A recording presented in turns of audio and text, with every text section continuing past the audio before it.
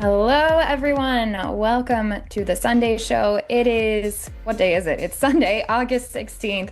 My name is Promise, and I'm hanging out today with Seth Andrews. I'm so excited to be hanging out with all of you and looking forward to some calls. I see we already are getting some in. So if you are a theist and you want to call in and tell us, it says here, are we going to hell? If you want to tell us if we're going to hell or not, if you want to tell us what God you believe in and why, if you have some evidence for the existence of your God that you want to share today, you can call us at 720-619-2288. Seth, how are you doing today?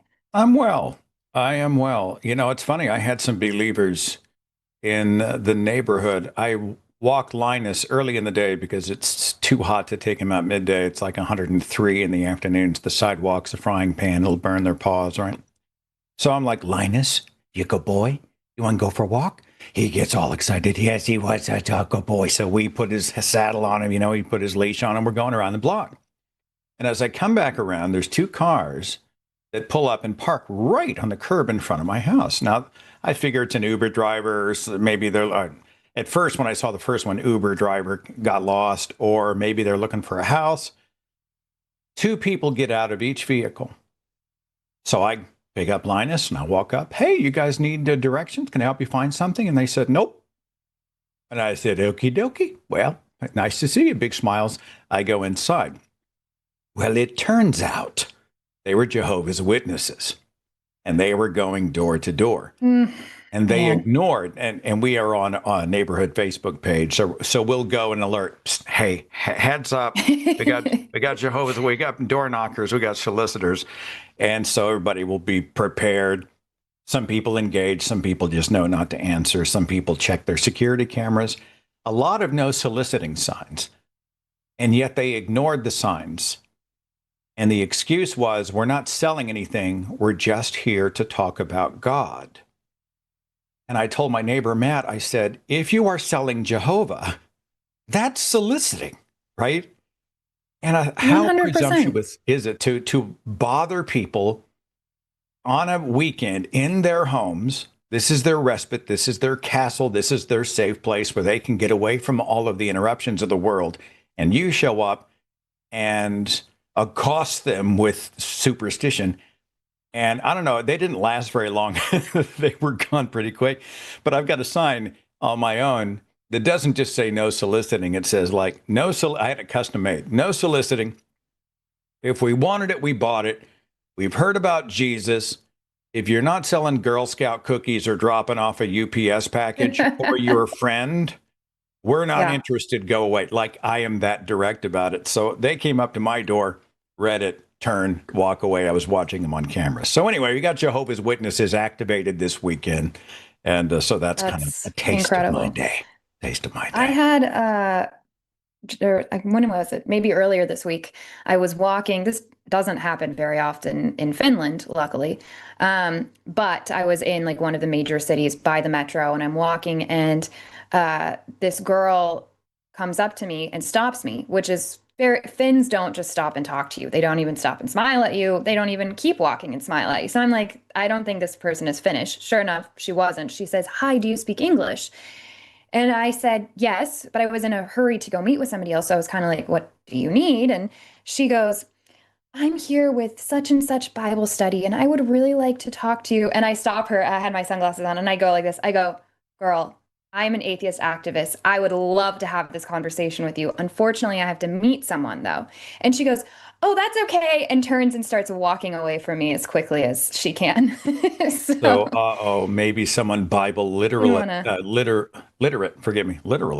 That's a new one. Well, I had the same conversation with Nat. I'm like, there is a part of me that would have liked to sit down and I just asked them some basic questions about Jehovah. I mean, I'm no expert, but I'm relatively Bible literate. And, statistically, the two demographics that know the most about Christianity, religions in general, are Jews and atheists, right? Right. And so I don't know a lot about the Jehovah's Witnesses, but I am curious. I situationalized it in my mind and thought, what might it have been like if I'd have said, "Hey, come in, have a seat"? But I have a feeling aren't those types of things, the door to doors, they're kind of, I feel like they serve the door knockers. They're not really designed to convert as much as they're designed to reinforce For the sure. religion in people who already believe. There's a psychology there Yeah. that I'm not an expert on, but I think, they are go ye into the world and preach the gospel kind of people, or preach whatever word they're preaching. But it's really designed to fortify them rather than convert us. I can't imagine their strike Yeah. rate's very high. It's not like people are like, "Hey, I'm glad you came on a Saturday afternoon. I am now a Jehovah's Witness." I can't imagine that really ever happens. But Yeah. Y- There was that lady, Whitney Lynn, the evangelist, who her video's gone viral of her on that Alaska Airlines flight where she's preaching and she gets kicked off the plane because she was making people really uncomfortable, obviously.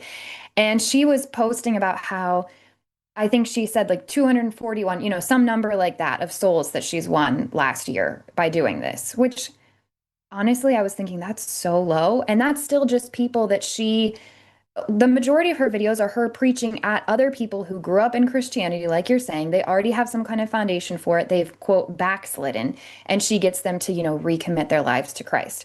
Meanwhile, I made a video about her doing that and got like 3,000 new followers just yeah. talking about this.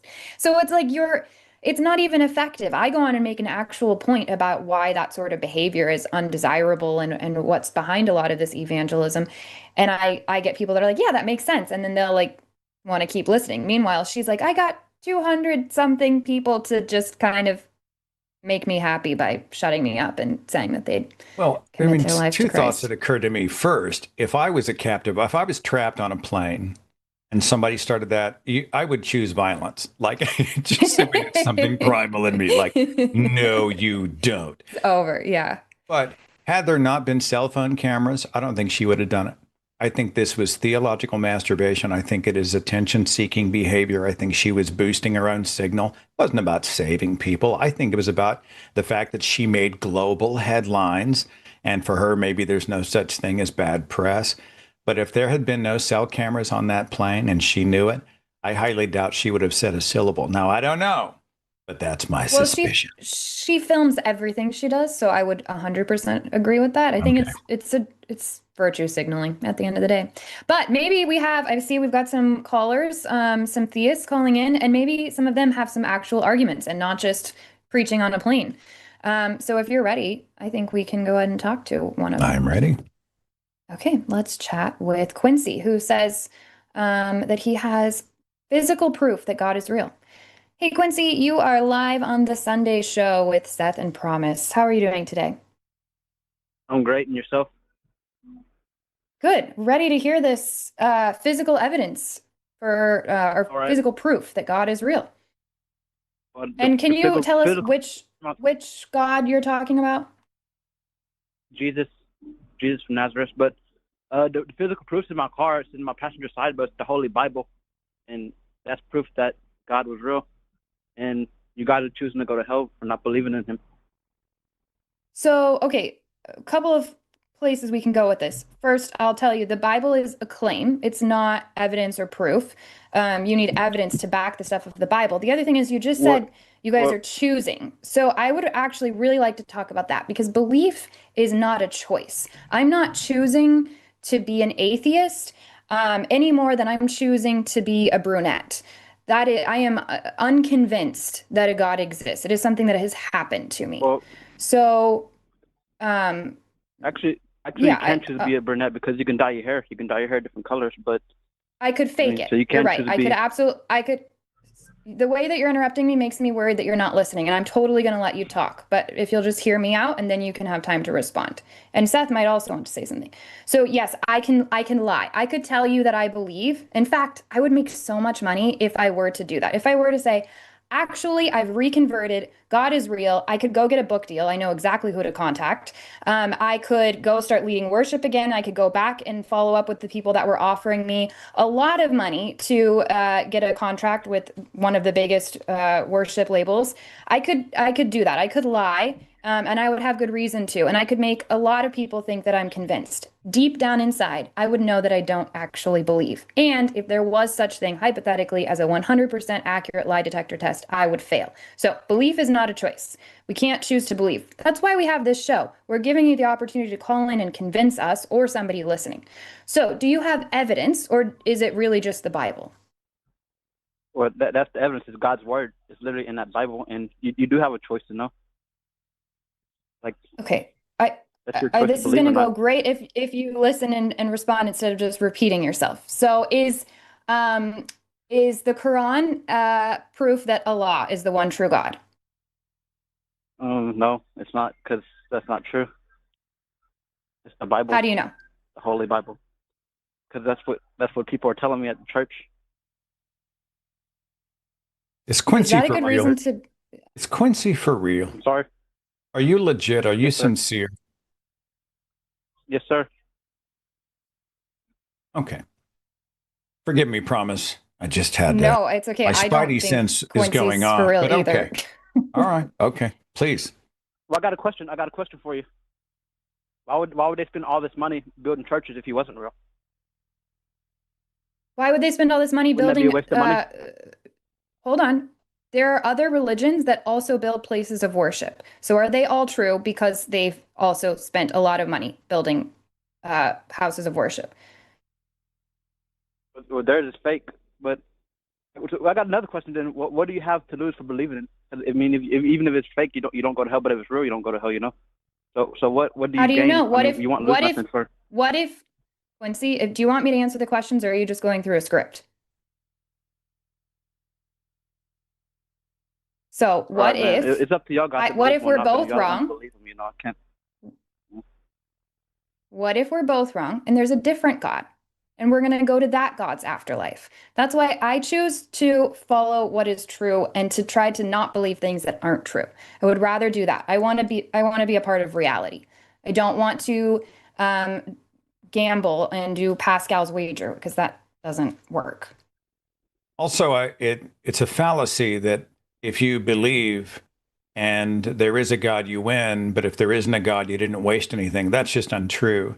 If you live as if there is a God and you fake belief, because you would have to be faking and you'd have to think that God wouldn't know the difference, you would have wasted the finite life that you have on a lie. So the Pascal's wager gambit simply falls apart. It's bad reasoning. Like, what if you're wrong? Hey, if you there's a slight chance you might be right, go all in. It's not good reasoning. Well, what about this? Well, I got hired onto the job, and I prayed to God that I got the job, and coincidentally, I got the job when I wasn't supposed to get the job. I When I knew prayed somebody who everything, I prayed to prayed God. that their child would not die of cancer, and the child died. So that then would be proof there is no God. Is that right? By your measure. No, sir, but you got to have actual belief, though. I believe that God was going to get me the job by accident. Whoa. The family praying, I have specific proper names in my mind, were absolute true believers. Bible believers, church going, Sunday go to meeting. The Bible is true. Jesus will one day come again. We're all going to heaven believers. They prayed with all their heart and their child died anyway. You don't know I can them. figure How do that you out. know their faith wasn't Look, real? I figured out what happened. I can tell you what happened. God sent them God sent them home early so they didn't grow up to sin. So now they're in heaven with God. Then why does he create anyone? Why doesn't he just have us all start off in heaven? Why doesn't he just take us all, why doesn't God just abort every fetus instead of just the small percentage that he chooses to have end up in miscarriage? Why doesn't he do that to all so that we all just stay in heaven? Well, we're not supposed to question. You got me. Okay, y'all got me. I give up.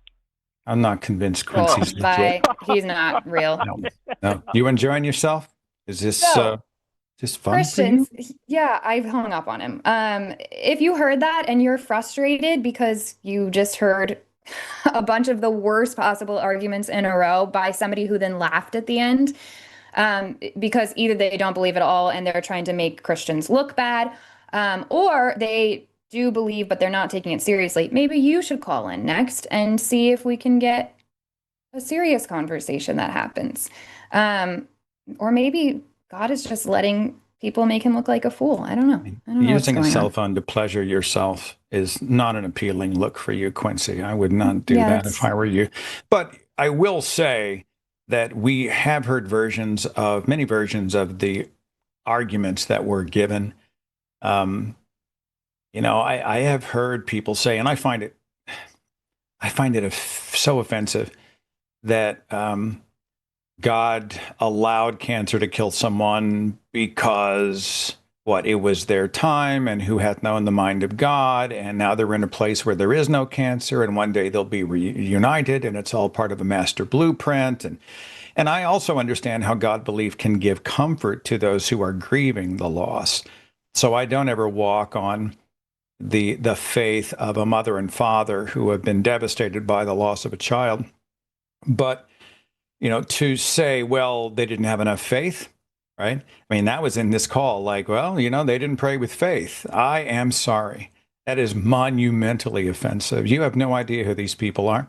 You have no idea how earnestly they prayed to see their child survive and thrive and to beat this thing. You have no idea the heartbreak they felt when it all went wrong, and how they scrambled and continued to scramble to pick up the pieces. And for Quincy to be so dismissive and to be so caustic and cruel about their pain tells me that even if there was a Christian God, I would not want to be the kind of Christian that Quincy is. yeah, agreed. Maybe Cody has a better, more honest conversation for us. We'll see. Hey, Cody, you are live on the line with Promise and Seth. Hello, how are you guys doing today? Good. Doing all right. So it says here that you think every individual person is a god. Yes, ma'am.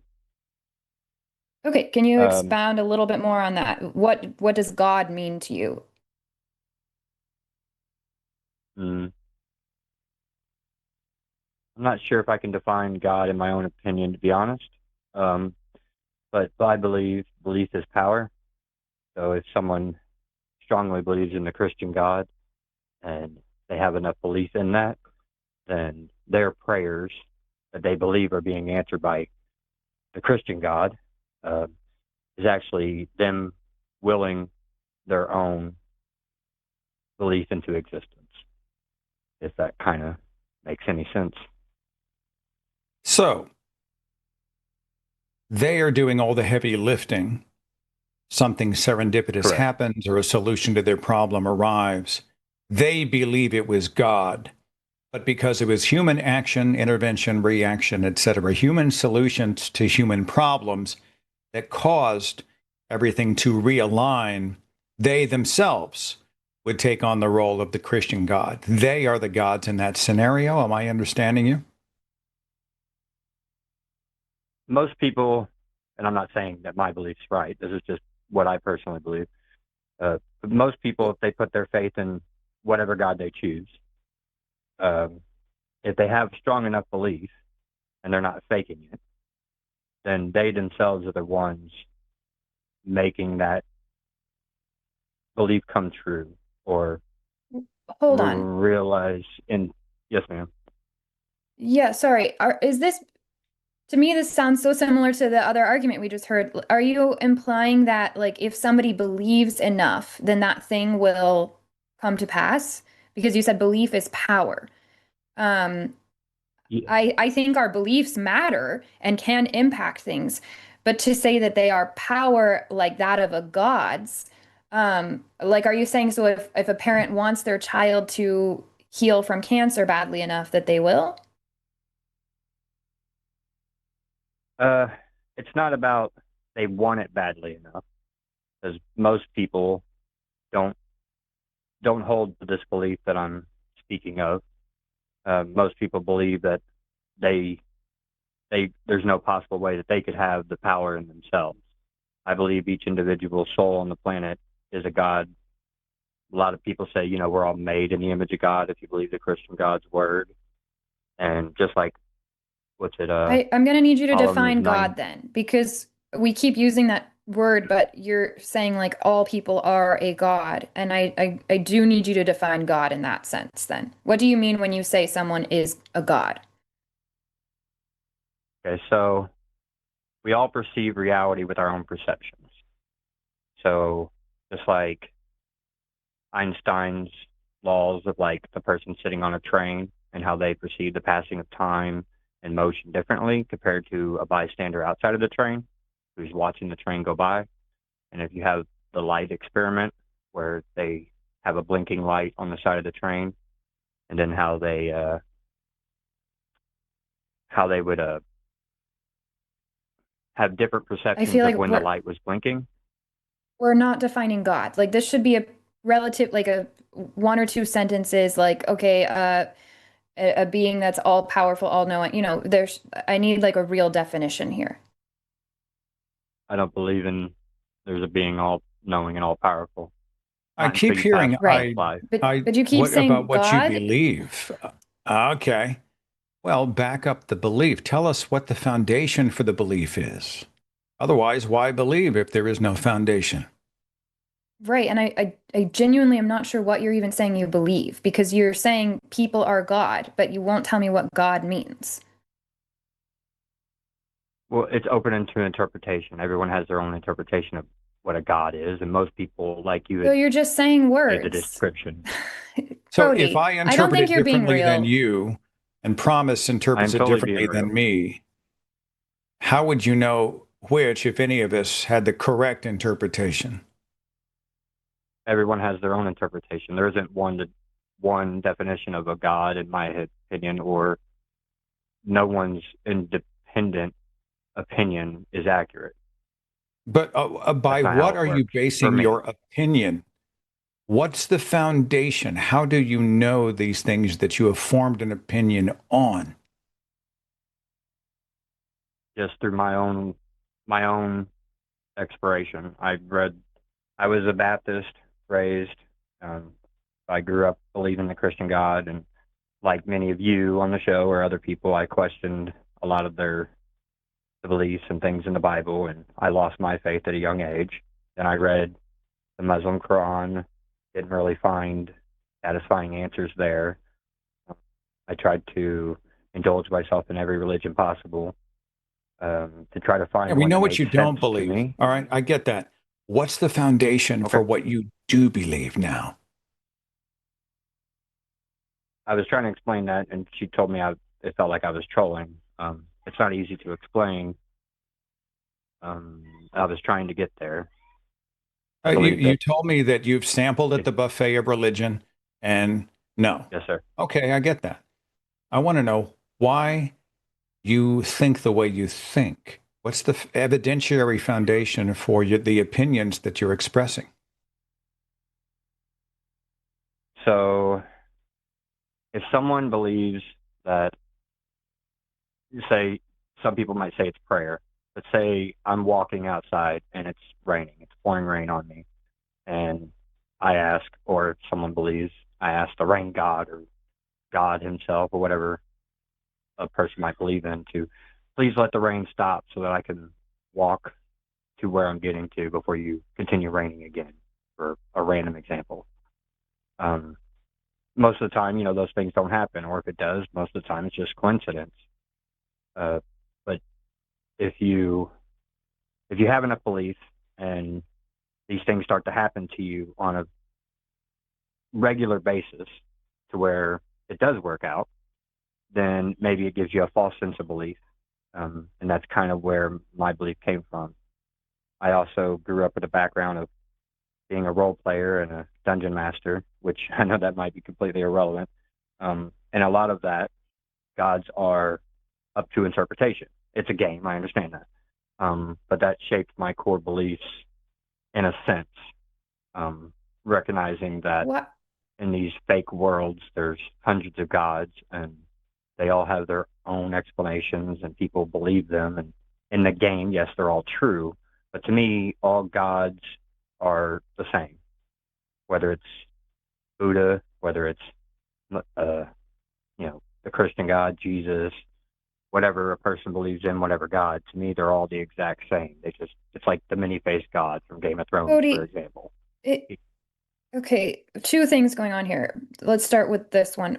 Why is it if certain things happen for one person and we call it coincidence, and then maybe it happens at a higher rate with another person, like you're saying, why is it still not coincidence? I mean, it could totally be. I'm not disputing So that. why are we taking these extra steps to say that people are gods? Why are we not just facing reality and saying, like, shit happens? Like, coincidence occurs and we're not gods. And if you use that term, then you've kind of made it, well, we still haven't defined it. So to me, I'm just curious, why are we even using the word God? Just because that's usually the easiest way to explain it to other people. To explain what? Because I'm more confused. My belief structure. My individual belief structure. Okay, so I don't believe any gods exist. I think stuff happens and it's chance, it's coincidence, whatever you want to call it. I don't believe that people can pray to a being and it makes something happen. I don't believe in manifestation, any of that stuff. I am aware that our beliefs impact how we behave on a day-to-day basis, and that can impact things that do or don't occur in our life. That's a different topic. I don't believe in anything supernatural. So tell me how your belief is different from mine. It's not very much different, to be honest. It's very similar. The biggest difference that I could try to point to would be, and I'm assuming based on the next thing I'm about to say, is that when you believe you die, I assume that you believe it's like nothingness. I don't know if that's accurate. I just have no and other idea what people, happens when when we they, die. I would assume that nothing happens, but I don't know. I don't think anybody knows. correct, I understand that. And most religions, that's the core of them, is that, yes, they try to tell you how to live your life, but they also give you a story for what happens when you pass. To me, the biggest difference, as you tried to ask me, what's the difference from what you had stated that you believe and what I believe, because they're very similar, is that I believe when someone does pass or die, that whatever they believed in throughout their life, if they believe strongly enough, not fake belief, like even a Christian, if a Christian believes they're going to go to heaven or hell, whatever, and they're going to be judged by St. Peter when they die, then that will happen for that person. That is my own belief. And they Well, won't actually be that's an judged by a interesting St. kind of Peter. conjuring. Oh, So if we see thousands upon thousands of different faith expressions, stories about gods and monsters and where we go after we die, where we came from, right? If I believe it mhm. strongly enough, then it becomes a fact for me. When you pass, yes, sir. That's my own belief. Yeah, Because I I get what believe your you Based have the on opinions and your power. based beliefs on are. What what? I want to know is why. Like I think, oh, okay, well that's everybody thinks something. What evidence do Correct. you have that if I was a Christian and I believed in the Christian God strongly enough and held to the Bible and the pearly gates and the mansion and forever and all these things, that it would then manifest and become true?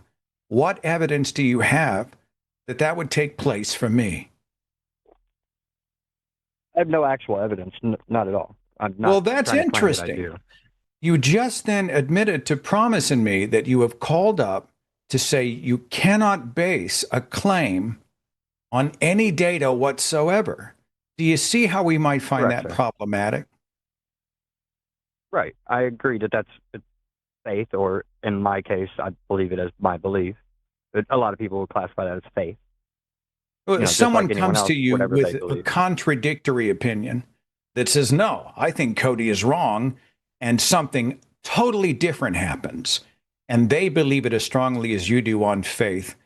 How much credit and credence would you give their opinion? Would you say, well, We're on equal footing. 100%. I buy it. Exactly. That's what they believe. That's what will happen to their soul, their afterlife, if they believe strongly enough. If they believe you There are isn't- wrong in your claim, you would then say, based on your own rules, well, they must be right and I am wrong, because they have the faith that has demonstrated that. They can't have any evidence for it, but they are strong believers that I have bad information, bad opinion, I am incorrect. Therefore, I must be incorrect. By your own rules, you are now totally nullified, right? Yes and no. I would say no, because every single individual person and their individual beliefs determines their afterlife. So another person could have completely counter opposite beliefs of mine that doesn't have any bearing on my afterlife or my belief and what I believe will happen to me. Wait, but That Cody, makes how do any you, sense. okay, Cody, I think you're misunderstanding the question. How do you know that that's what happens for each of us when we die? Because in my own opinion, it's the only thing that makes any logical sense. And I have faith How does it make, in that and belief in that. how, how, how does it make any sense? It doesn't make any sense to me. Like, do you have any evidence of this, or is this just an idea that sounds nice to you? I don't have evidence, no, ma'am. Sounds nice. I guess so. I put it in a way like this, and obviously this is a very arrogant comment. If I were a God who created the world, how could I rationalize there being 11,000 different religions? And if you're not born in this part of the world and you're not taught this book and you don't follow these things, that all of the 99 or 90-ish% of the world are all going to go to hell. How can I rationalize that if I was the God who created the world that we all live in? To me, that makes zero sense. Most religions Right, but only say that we're right and the rest of you are wrong. no. I understand the part where we're in agreement. What I don't understand is I'm at the conclusion of I don't think we have any idea what happens when we die, but I think it's probably nothing. Most importantly, I do not hold belief in an afterlife. And you do hold belief in an afterlife. You basically believe in like a choose your own adventure afterlife. I'm trying to That is understand how absolutely you correct. got, yeah, so how did you get to that point? How did you decide that that is a reasonable belief to hold, as opposed to just withholding belief about an afterlife? Why not say, I don't know? Why do you actively believe that there is something? I will admit, for a long time, I did say I don't know. I was agnostic, and I consider myself agnostic and atheist for a very long time. Um, which obviously can be just coincidences. I'm not disputing that. Little things kept happening that I could not logically explain. And I'm not talking about like miracles and praying to a God and someone being cured of cancer or getting a job that day like the other gentleman, or nothing like that. I mean, like, we would be looking up But, the stars out in the open field, and but I'd were be they all watching things them, you and then they can't would, explain? Because you just said you can't yes, explain ma'am. them. So if you can't Yes, ma'am. explain them, why Hey, are you going on to explain them and say, therefore, there's an uh, afterlife? Instead of just saying no, no, something I no. can't explain happened. Things happen maybe daily that I can't explain because I don't care to even try to figure it out and I just go on about my day. And my brain, Correct. because of religious trauma, has been so wired to, pattern recognition. I have OCD, so I'm just noticing stuff all the time, and I just go, "Huh, weird, interesting," and I move on. So, what is it that's made you think, Right. no, I can't explain this, and now I'm going to believe in an entire afterlife? Well, and not to be like the other guy, like, what's the harm in believing ish, like, believe, and if it's wrong, it's wrong. We all have, as Seth explained to that gentleman, a limited time here on earth. And this is, to me, the best way to live my life with my time here. This is how I would choose to believe. And if I'm wrong, I'm wrong. There's no harm, no foul. If it's darkness, if it is a Christian God, I'd rather go to hell. Like, I would not fit in heaven, in the Christian Bible heaven. So to me, there's no harm in me believing the way I believe. And in my own I just opinion, disagree. it allows. I disagree that a life that is lived untethered to an evidence chain to the natural world, to what we can verify. And when we can't verify it, we say, I don't know. To live a life that may be a dishonest life, I find is problematic. I think it does cheat people. I think people who hold on to untruths or unsubstantiated claims, whether they mean to or not, can often cause great harm. And so I disagree with the premise that, well, essentially it makes me happy, feels kind of right. I can't substantiate any of it, but hey, what's the harm? Because our beliefs translate into both action and inaction. And this ripples out into the world in which we live. And I don't know about you, but I hold to Robert Greene Ingersoll's line where he said, the more false we destroy, the more room there will be for the true. I think I'd rather live a harder reality than a happy fantasy, wouldn't you?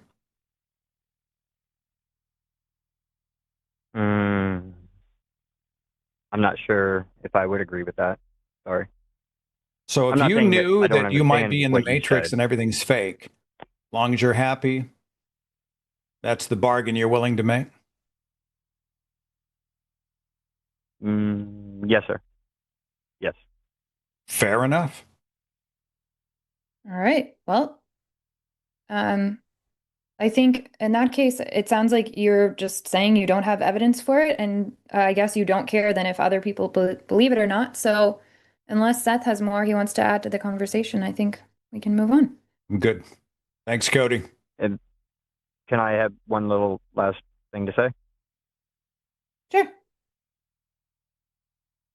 And this is not proof, but so in like the Christian Bible and all the Bibles I did read when I was at the buffet, as Seth said earlier, most of them make odd claims. Like, I'll use the Christian one because it's the easiest one. Like, we're all made in the image of God, and I can't say the word right. Psalms. How do you pronounce that? Psalms. Yes. What? 92. What? I'm sorry. Are you What talking was? about Ephesians? I guess so. I can't pronounce it properly. 92. If you could, I'm not Ecclesiastes? trying to make you. Psalms from James King's Bible. Sorry, I stuttered. The King Just read me James? the Is that what verse. that is? Read me the verse. Oh, hold on. I'd have to look it up on my phone. I thought I'm it'd be good. easier for you guys to look it I'm up. good. I'm good. But Okay, even sorry. Never mind. You're your talking about point is you're drawing. Psalms. Forgive me, Sorry, you Thomas. Go said ahead. Yes, P. ma'am. No, it's okay. I just realized what he was spelling. Psalms. Oh, I Okay, didn't hear the P. I continue. heard E. Me too. That's why I was I knew I confused. couldn't pronounce it correctly, You're so I fine. wasn't trying to mess it up. Oh, you're So fine. the verse 90, semicolon 2, if you wouldn't mind pulling that up. And there's many other examples, but this is the easy one. And tell me how you interpret that quote. Why do I yourselves. care? Look, you rejected the Christian Bible anyway. You want me to go and Yes, but quote from the Bible? in Why my are we own talking opinion, about the Bible? You're the making a Quran, claim that we are all our Bible. own gods and we all manifest Yes, our own destiny, correct. even if it means a supernatural destiny. Totally untethered from I'm any trying to religion outside of I'm the trying to one that I show that happen to my believe own. in. And you're not a Christian. So what's the point? No, I'm not a Christian. But every single book of worship I have read has quotes in it that, in my own opinion, support my beliefs. And this is In your own one. That's why opinion. I was using it as an example. Yes, sir. Thank you Exactly. for the call, Cody. Everyone. That's I why wish you I the asked. best in your journey. I like what the Yes, sir. way Have I a great like day. the way Promise said it. Choose your own adventure. That's exactly what this sounds like. I'm going to steal that promise. I will give you credit, but I don't think Oh, we please. choose what's real. I didn't choose that gravity's real. I don't choose that the Earth, Right. rotates around this. I don't choose these things. They're simply things that are and are not, or we simply do not know. So my belief does not manifest or conjure my future, my destiny. It doesn't work that way. And I simply have to reject your premise. Okay?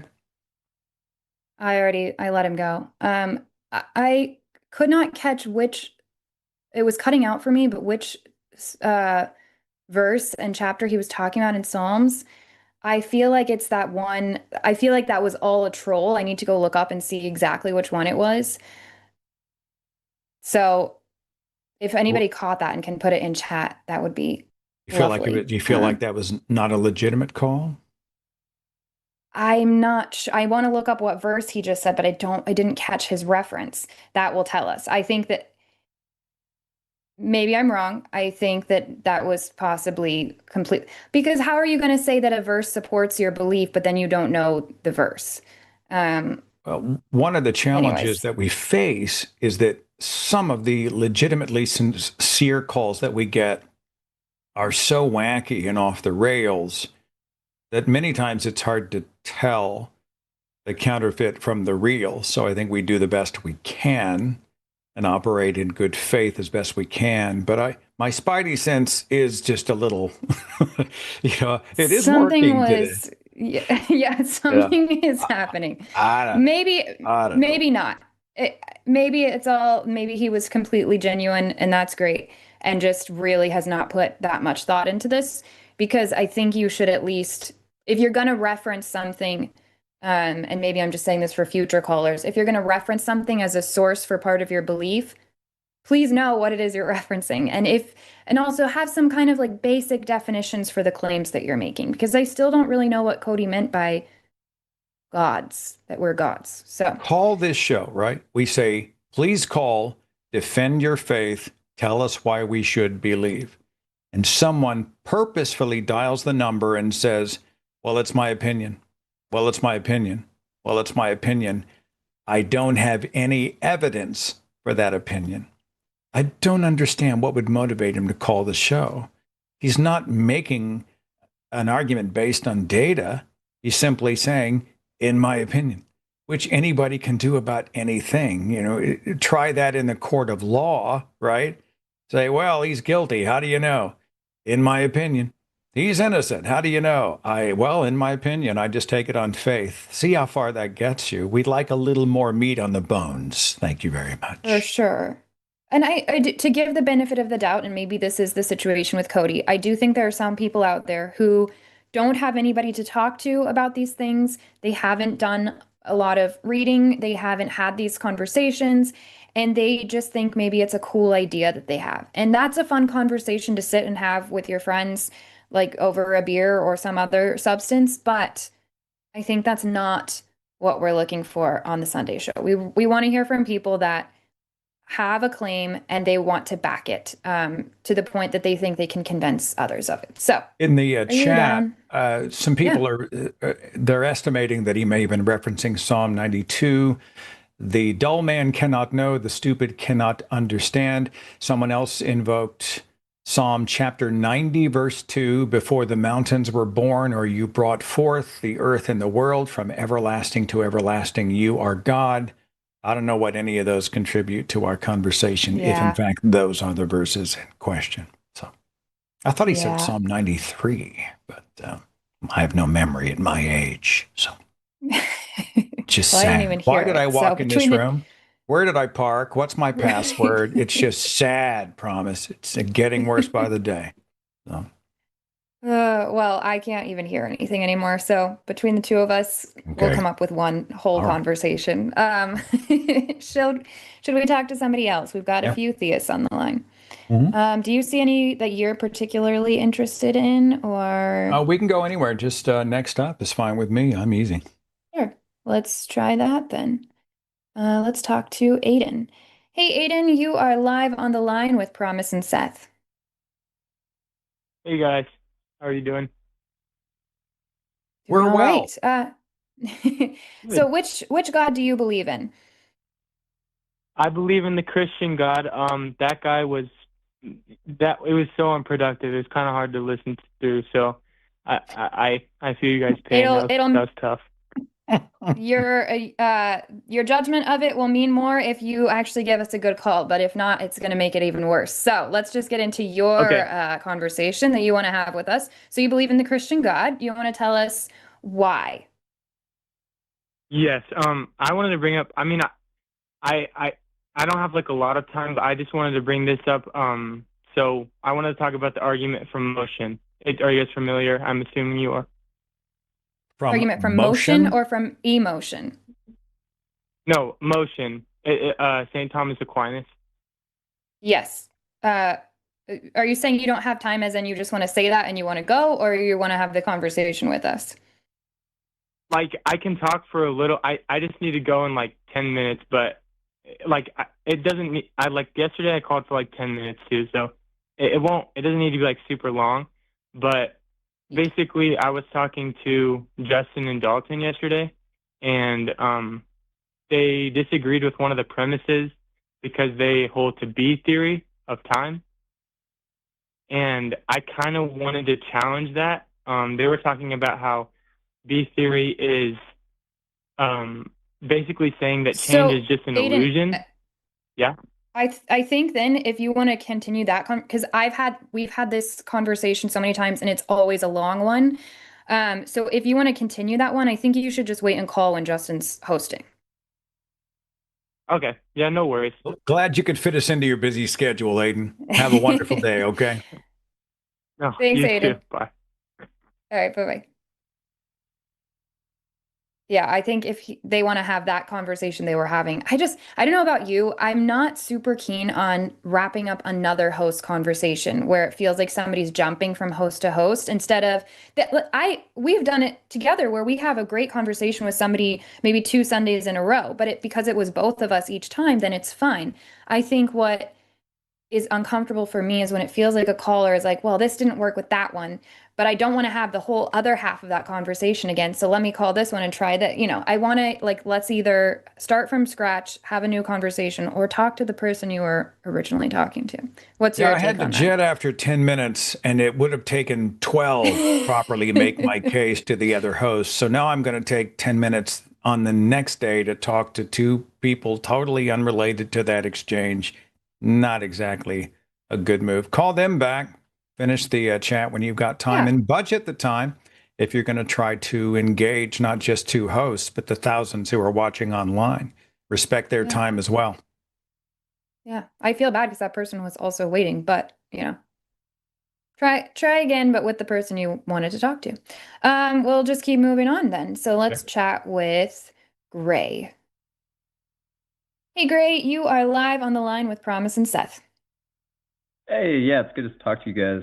I was reading some of Seth's book actually, so it's cool to be able to speak to the people behind it. Oh, you're very kind. Which book? I think it's called Deconstructed. Okay. Oh no, Yeah. Deconverted. You're close. Yeah, Yeah. yeah. Okay. Well, I'm not pitching the book. So what's your point? What's your position? What do you want to talk about? Yeah. So I like to write original arguments for the existence of God. I post them sometimes. I think I actually had Aaron Raw commenting on one of my videos recently. Hang So on. Hang on. yeah, I just wanted to push Hang some on. of my ideas. Basically. Hold on. You like to come up with original arguments for the existence of God. I know, it Arguments sounds that have been impossible, made doesn't by it? no one at any time ever. You To my work on knowledge. coming up with? Yeah. I think they kind of just come to me. And is this do you believe them? Oh yeah, I mean, Or absolutely. I mean, I wouldn't be pushing stuff I don't believe. okay. And you've got an original argument that no one's made before that you've got for us today. Yeah. Sometimes I feel kind of bad using original arguments because people haven't had time to respond to them or I don't know. Sometimes I feel bad for not just using the clom or whatever. But yeah. Do you want me to pitch some stuff? Hang on. I'm sorry, Promise. Forgive me. Please be No, patient. please. Just No, pat me on the please, head take your like I'm a time. child, okay? Just have the kind of patience you would have if I was 6. You are telling us that you have stumbled across or conjured arguments proving a specific theistic God that no No, one sorry. throughout They're history has arguments for come up God. with, and you find them convincing enough to present them to the world on this show. Is that what I'm hearing? Yeah. They're not for any specific religion. I'm a Christian, but it's just arguments for it's arguments against atheism is all it really is. Or like, yeah. Arguments against atheism. Do you know what atheism is? Okay, yeah, I know atheism is the lack of beliefs. Okay, it's arguments for the existence of God. Okay. Yeah, essentially, there's one topic that I think people are rarely ever taught about, but I think it should be taught to every human being in high school. And I find when atheists do look into this topic, they often come out the other side with like very strange worldviews. The topic would be consciousness, so like internal experience. I think Sam Harris calls it, he says consciousness is one of the deepest mysteries given to us. I think Alex O'Connor says that consciousness is the biggest challenge for materialism. Basically, there's kind of like characteristics and facts around consciousness as a topic that really don't work with like your nice like naturalistic atheist like view, essentially. Can you give us one? Yeah. So I guess I should explain what like experience is. So basically the mystery, I like to call it subjective experience. So like you and me, we both have internal experience. So things like color and pain, anything that you experience from like the first person. For context, subjective experience is considered a scientific mystery, as in we don't know like what causes it or why it exists. I would say one issue is that if an AI, like let's say OpenAI claims that like, hey, we've done it, we've made a robot that has internal experience, it can feel genuine pain. In the modern day, we don't have a way to actually test that claim. We can't just like stick a robot in like an MRI machine and be like, oh, yep, we tested positive for internal experience. So the main argument that I like to often push is that we shouldn't know about a phenomenon if we can't physically detect it. I believe like under naturalism, that doesn't make sense. So the fact that we know about a phenomenon before like we're able to physically detect it, I essentially argue only makes sense like under some kind of supernatural view, like God could have given us the knowledge of something that can't be detected. And that's essentially the core argument. It's pretty simple. By the way, the argument from consciousness is not original in any way.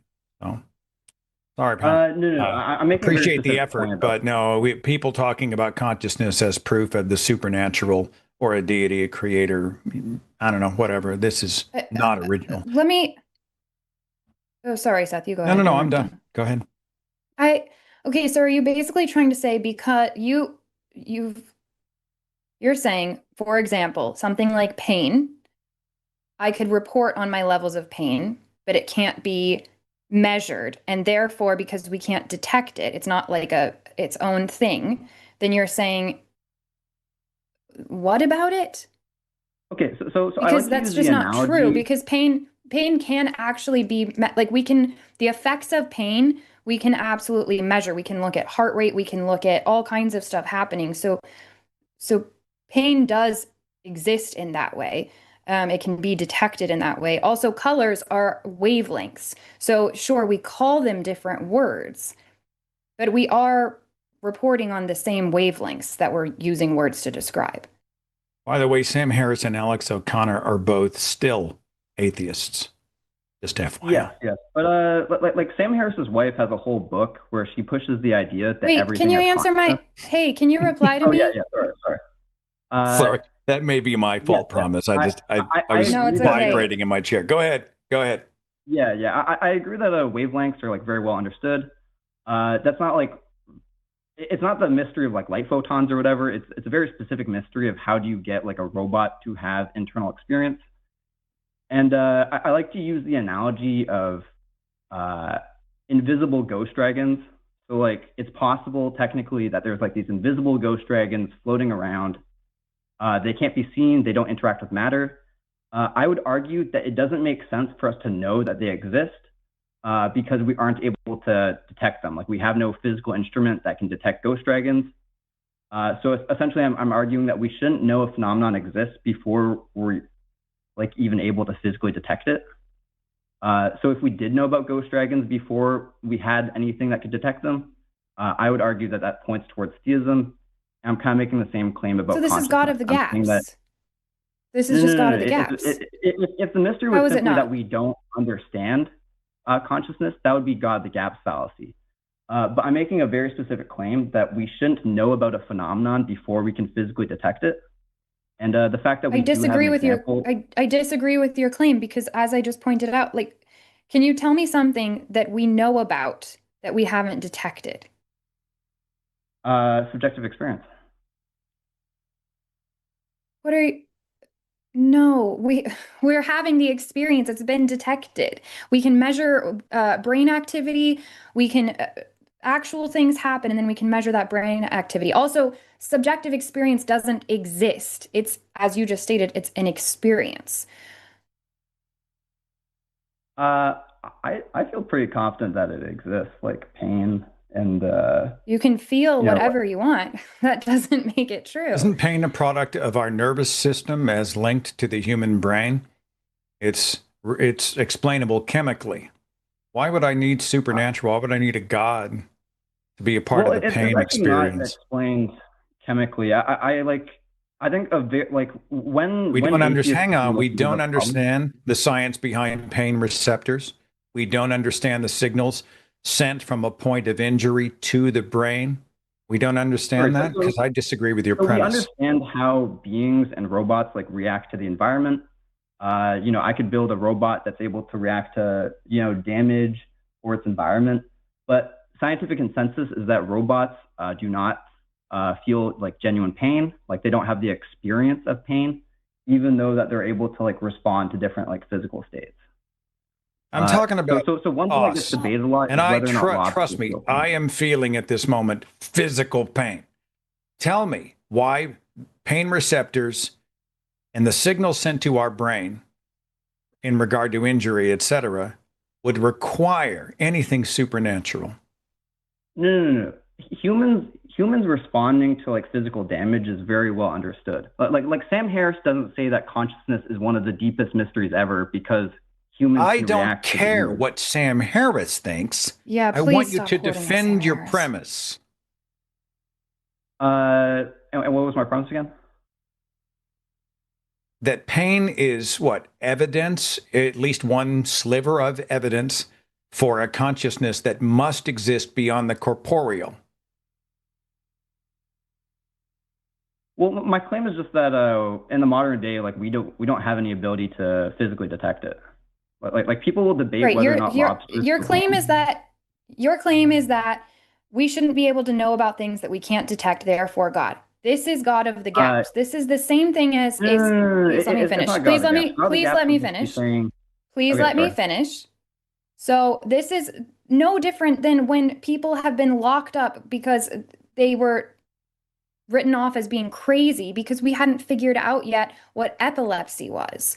So there are all kinds of things that we absolutely have detected. People were dying from lack of hand washing, and then we figured out what was going on. We still didn't understand germs, but we understood that this act helped with that. We understood enough. We started understanding maybe there's something to being dirty that's causing this, even though we didn't understand full germ theory yet.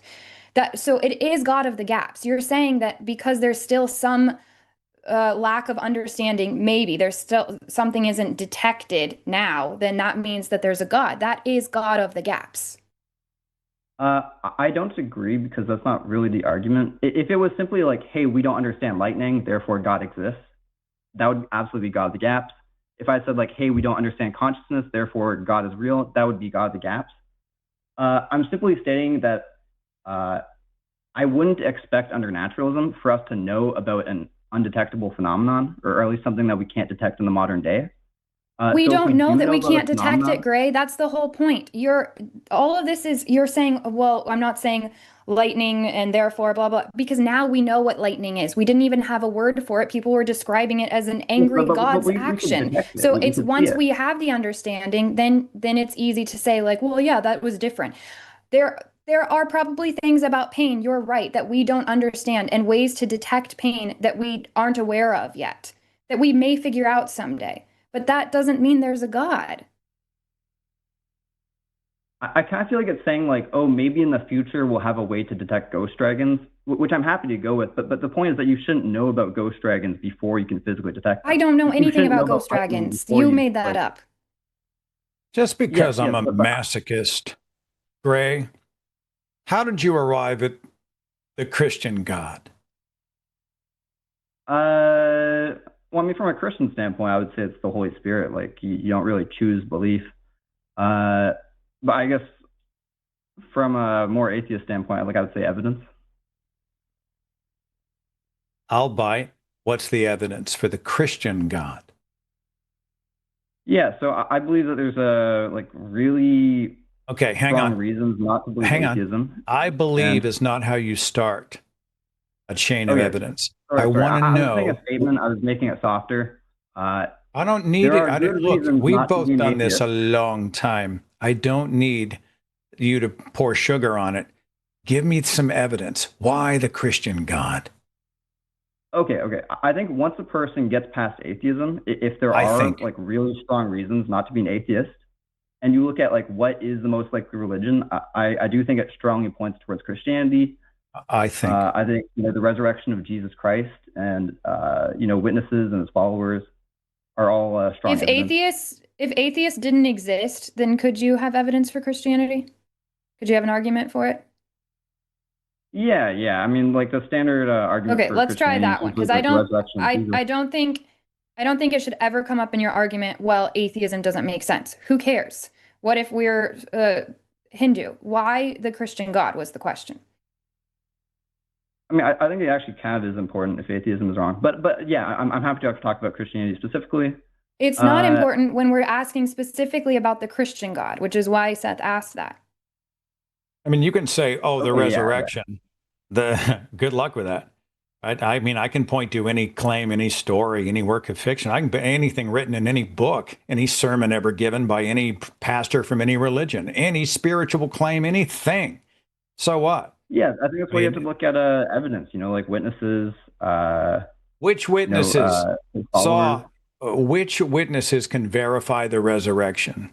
I'll take a couple of proper names and some vetted sources. We've got time. Disciples.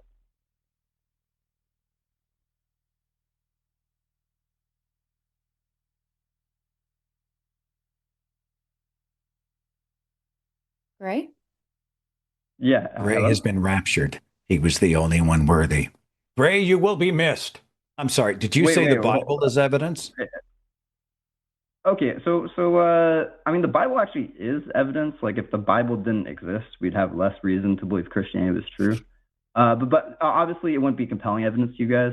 I do think that even just like the number of people in Christianity and like the number of witnesses in the early church are strong evidence for Christianity being true. Okay, let's just say the number of people who believe it is some kind of data point. Would you concede that mass delusion is still delusion? Yeah, yeah. I wouldn't say it's proof. It's just there's a lot of little evidence points that you can't have to take all together. Mm-hmm. So, a lot of people believe biblical claims about a cosmically conjured garden nudist who had a wife made from his rib. They spoke to a talking reptile before eating a forbidden fruit, parenting the entire species. The book that talks about a 500-year-old captain of a floating zoo for a global flood that obviously never happened. 900-year-old people flying chariots of fire. Supermen who gain power based on the length of their hair. Blood magic. Healing mud for blindness, a super baby who was born in a manger so he could grow up to become a bloody meat pinata to rescue us from the hell that he created, and an end-time scenario which includes the whore of Babylon riding a 7-headed dragon. If a lot of people believe that, I think is definitely that evidence? I think a lot of things in the Bible definitely seem absurd to people, but I think ultimately you want to know why they seem absurd, Gray? Because they are. Because they're not naturalistic. They're not what you would expect if it was just physics on the world. So the more they defy natural explanation and evidence chain and the laws of physics, the more they must be miraculously true. No. I'm simply saying, like, I understand why that seems absurd to you. But I think if we have good reason to believe the resurrection happened, if his followers, if people really did see him resurrect and they were very adamant about that, like effectively to their death, Promise I I'm think that almost is done with strong him. evidence, like it actually happened, like that they No, believed that please they saw take your time. Specifically saw him resurrect, and how do we know that? Who are they? I would say How do you verify it? How do you vet their claims? Yeah, so I think his disciples witnessed it. Hang And I on. think Hold on. yeah. Hold on. The earliest of the Gospels, Mark, was written long decades after the supposed resurrection of Jesus Christ. It's not eyewitness reporting, and we don't know who wrote any of the four Gospels. So they talk about witnesses, but that's not evidence. What's your evidence? I think we do have a lot of letters from the early church. I got nothing else, promise. I think does not help me here. It just doesn't help me. Okay, sorry. When I say I think, I'm like, obviously, if I'm saying a statement, I think it. Like, I feel like you're bring putting a lot of evidence. If I emphasis walk on the I in, think. if I Do you want walk me to say in with a something I don't smoking think? gun from a crime scene, I say, this is the murder weapon. I don't say, I think this is the murder weapon, because that's a totally different claim. I think if somebody had intellectual humility, they might actually say that. They would say, like, hey, guys, I think I found the murder weapon. Okay, to be fair, Gray, how sure are you that a God exists on a scale of 1 to 100? Like yeah, I'm basically a straight 100. I make arguments. Okay, For and the how existence of sure God. are you that the Christian God, that Christianity is true?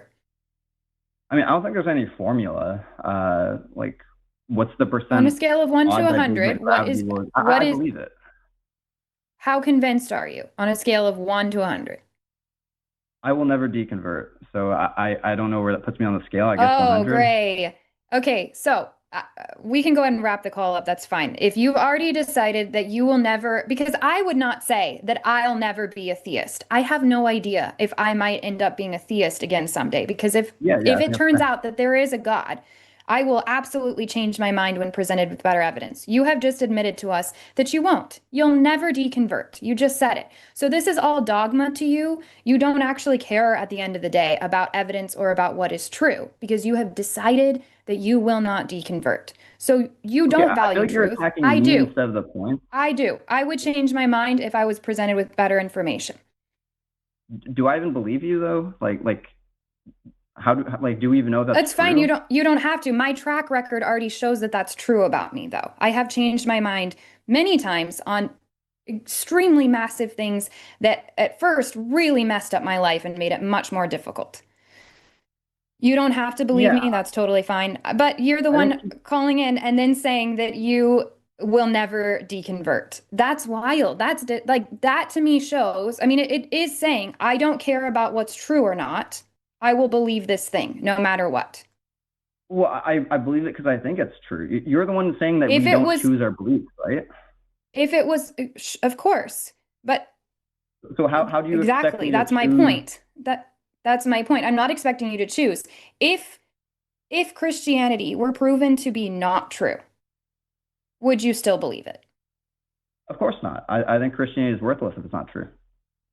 Well, so then you would deconvert. So then why are you saying you'll never deconvert? Well, I think it's true, so I'm kind of biased. Thanks for the call, Gray. Appreciate you very much. Thanks, guys. It was good talking to you. I'm Bye, sorry you guys Gray. don't like it, but yeah, who knows? No, it's okay. You can call back if you ever. Someone in the chat said my smoking gun analogy may have been a bad one, and I think they might be accurate, because the smoking gun itself may have been part of an evidence chain, but it simply needed to be tested. So there may be a better analogy for that. But to walk in and make a claim and be able to demonstrate the claim, or to walk into a room and just make a claim and say, because I think, are two totally different things. If you in the chat can come up with a better analogy, please elevate my argument. Well, I think you mean something. You mean something like, okay, the DNA analysis came back and this is that person's DNA. That's Yeah. what you mean. Because you don't say, well, I think it's their DNA, and it actually is, turns out. No, it would be, this is what the data says. It is their DNA. It is their gun. It is So I get what you were Ballistics saying. came back and the markings match perfectly. Right. That's something we can sink our teeth into. Yeah. But Here's a text that was sent at this time from this location. Yeah, That's evidence. I don't know.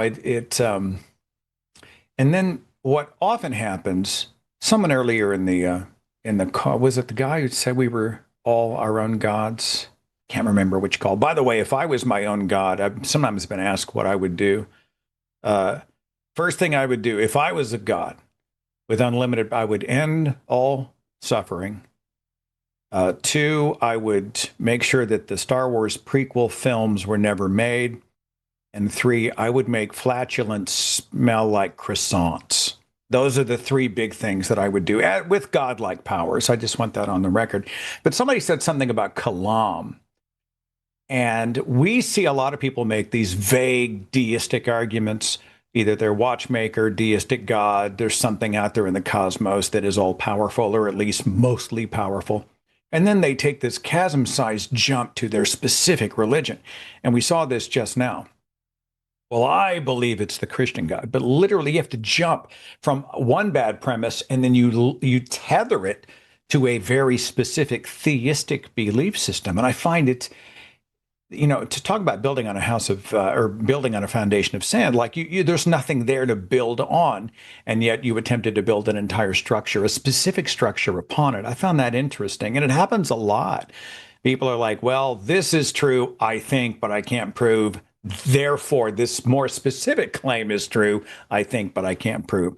That's tough for me. It's tough to swallow. So, yeah, I agree. And who knows for this particular, what's his name, Cody? Who knows about Cody? But a lot of times when we have those kind of conversations, when you hear that actual person's story, that's not how they came to belief. It did not start off on some God of the gaps argument and then that they had this journey and then it led them to Christianity. It's almost always backwards. It almost always starts with this emotional experience with this very specific God claim and religion.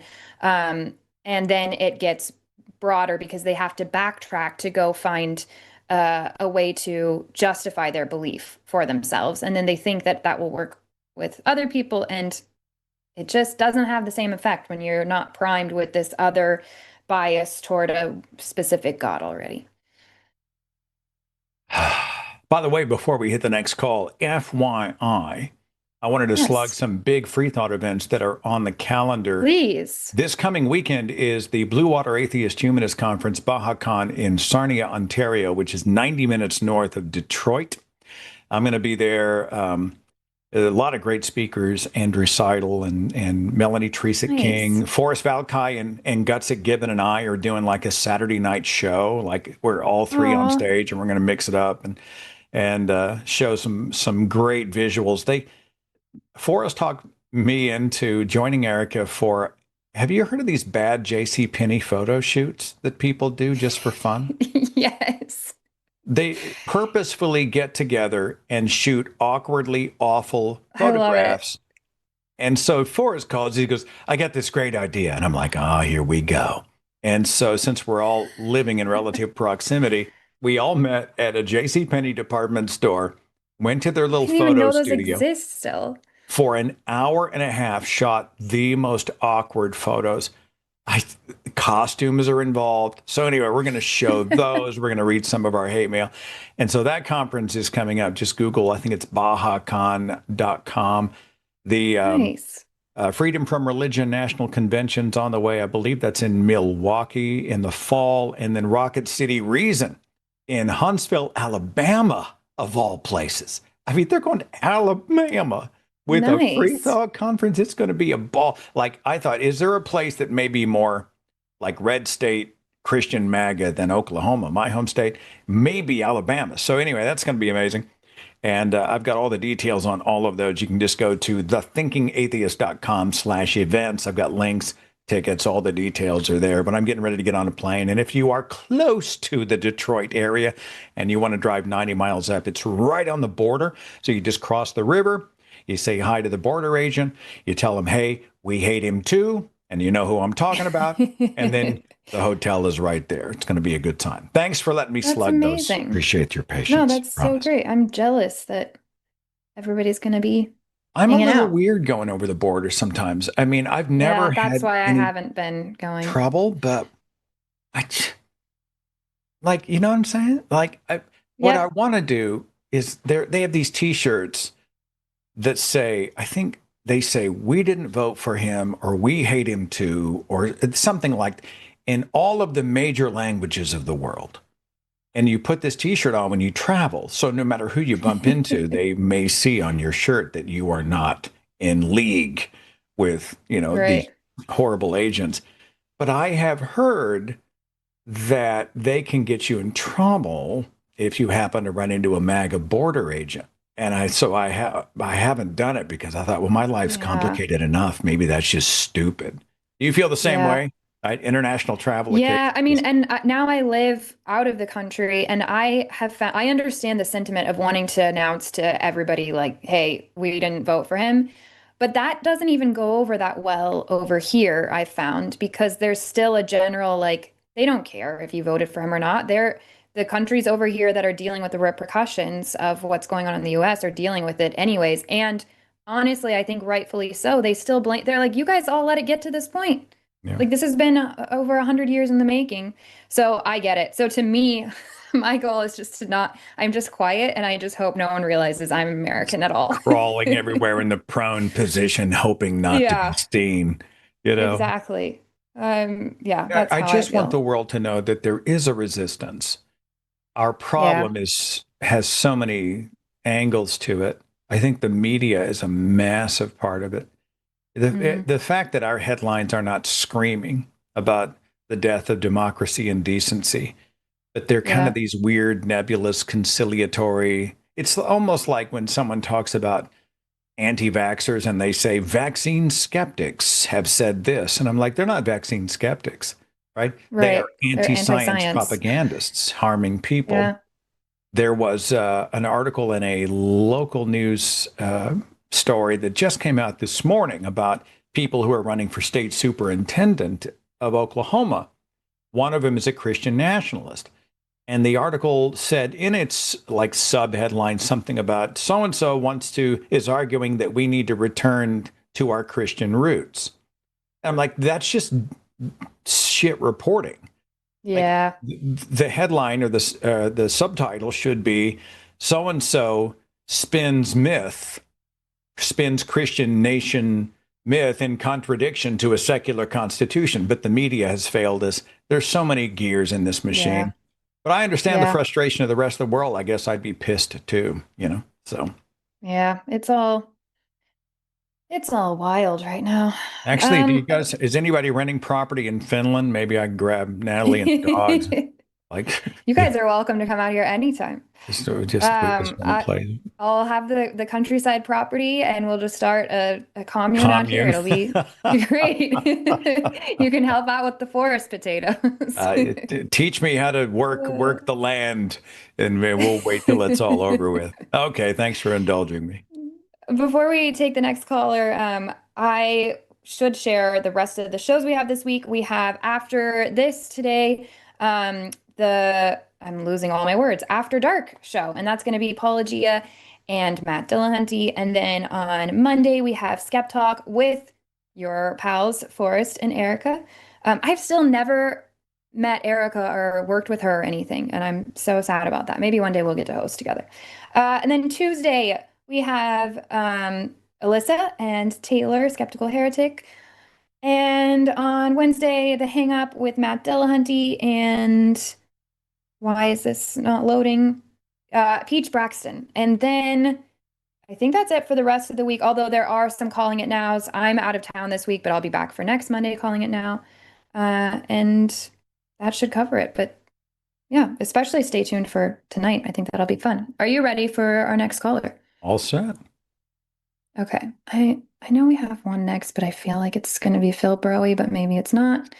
Let's just try. Hey, Alex, you are live on the line with Promise and Seth. Hello. Hey there. So, which God do you believe in? Which God do I believe in? Okay, yeah, that wasn't the conversation I thought we were gonna have. But I'm a Catholic. I'm a Christian. Okay, so the Christian God. Yes. What Cool. conversation would you like to have? I mean, here's what I'll say. I think there's two conversations we could have in this context. I think there a God, and then who is God if he does exist, or she, or whatever you want, whatever conclusion you come to. But I think the main conversation here is, and really I think the point I would make is, it's perfectly rational for a person to come to the conclusion that there is a God. Why? What's the rationalization for that? So that there's more than sufficient evidence for a person to come to that conclusion based on our understandings of science, based on our understandings of reason, philosophy, and everything in between. Can you share that evidence? Sure. So, and I think is it Seth? I think, is that your name? Yes, it is. Okay, sorry. First time listening, first time calling. You're fine. So, Fine. So Seth mentioned the Kalam cosmological argument. I think that's a great argument. It's stood the test of time. I don't believe it's really been in any way like soundly refuted, and because it makes very clear, very straightforward that are. I'm sorry. Okay, you can say that, but we would need to have that conversation because I completely disagree with you. I don't think that the Kalam is a good argument, and I don't think that it's withstood argument over time. Seth, unless you want to grant that. I mean, defend your premise. Why is Kalam sound? So Kalam is sound because it's based on verifiable facts. For example, it's based on, in part, the law of entropy. Everything has a tendency to break down. Nothing lasts forever. So if nothing lasts forever, that means everything that exists came into existence at some point and will cease to exist at some point. We see this all the time, everywhere, and the whole thing starts with whole thing starts with having to believe that there is a cause. Like the whole, you're not arguing it well. So let's actually argue it out. Let's have the argument. Well, and you start from the beginning of it. I'd like to be able to answer the question without being told how to answer it. I'm not telling you how to answer. I'm telling you what is even going to count as an answer. So instead of just talking around the Kalam argument, I'd like to actually have the argument with you if that's what you're basing your argument on. Okay. So I don't think I'm, stating anything incorrect that, for example, the law of entropy is a part of the Kalam cosmological argument. And I don't make it in the sense of like, I'm going to go line by line. This is like the exact way that it must be argued. I'm just saying I was told to defend the premise, so I'm trying to defend the premise. Right. So I'd like to hear your argument then. I don't think those two were tethered. It's not. Sometimes people do tether it, but it's not. That's why I want you to argue it. I don't want you to just say the Kalam. I want you to give your argument. Well, right. Then let me do that. Okay. So here's what I'm saying. Everything in the universe has a beginning and an end. If you can give me an example of something within the universe that didn't have a beginning and doesn't have an end, then I'm open to hearing that. But I would argue that science and philosophy have. You can't even demonstrate your premise, right? Yeah. We don't know. Give me an example of something that has no beginning or no end. I'm saying that we don't even understand the singularity that spun the universe into existence to begin with. We don't know the nature of the universe. We can't know that there was even a beginning, right? Well, but in the sense that we would understand beginning. So you're making Alex, a premise and building a foundation slow down upon and listen. it. That presumes that I'm going to mute him. I'm going to mute him so that, Seth, you can ask your question. No, it's fine. I mean, first, entropy is a cousin, maybe, to the Kalam argument, but everything that begins to exist has a cause. The universe began to exist, therefore the universe has a cause. A lot of people throw creator in there instead of cause, but and I don't know if I'd love to hear how he tethers this to the God of Catholicism specifically. Well, I think he doesn't want to do that. I think he wanted to just make this other argument that it's rational to believe in a God. And entropy is a complex argument. A lot of people talk about entropy here on Earth. Everything becomes more and more disordered. And the second law of thermodynamics argument falls apart in that context because we actually have an energy source, which is the sun, which allows things to become, in some cases, more organized, not less so. There's an outside force. So, if you want to talk entropy, you probably need to speak to a physicist. But I don't. Do you want to talk about Kalam or you want to talk about entropy? Those are two separate conversations. I don't think they're completely separate conversations. What I would say is that, look, I guess I'll start it from the beginning. Everything has a beginning and an end in the observable universe, and that is a fact that science and human experience have demonstrated empirically. We have no, that's not true, Alex. We don't have empirical evidence of the beginning of the universe. So you're skipping ahead. I haven't even gotten there yet. Like I said, let me make my argument, and then I'm happy Alex, I'm stopping you every time you don't make sense so that we can have clarity before we move forward, so that we don't have to stop you for 30 minutes. I haven't gotten to that point in my argument yet. If you just let me make the argument, I'm happy to make it. All right, fine. I'm saying, we'll give you some rope. Go. Okay. So everything in the universe, empirically, that we've ever observed has a beginning and an end. If everything that the universe is made up of has a beginning and an end, then that necessarily follows that the universe has a beginning and an end, because the universe is just the sum of its parts. The universe only exists in the context of what makes up the universe: the stars, the sky, the earth, the human beings, the animals, everything. So if everything, it's like saying every single part of this car is finite. Okay, then therefore the car is finite.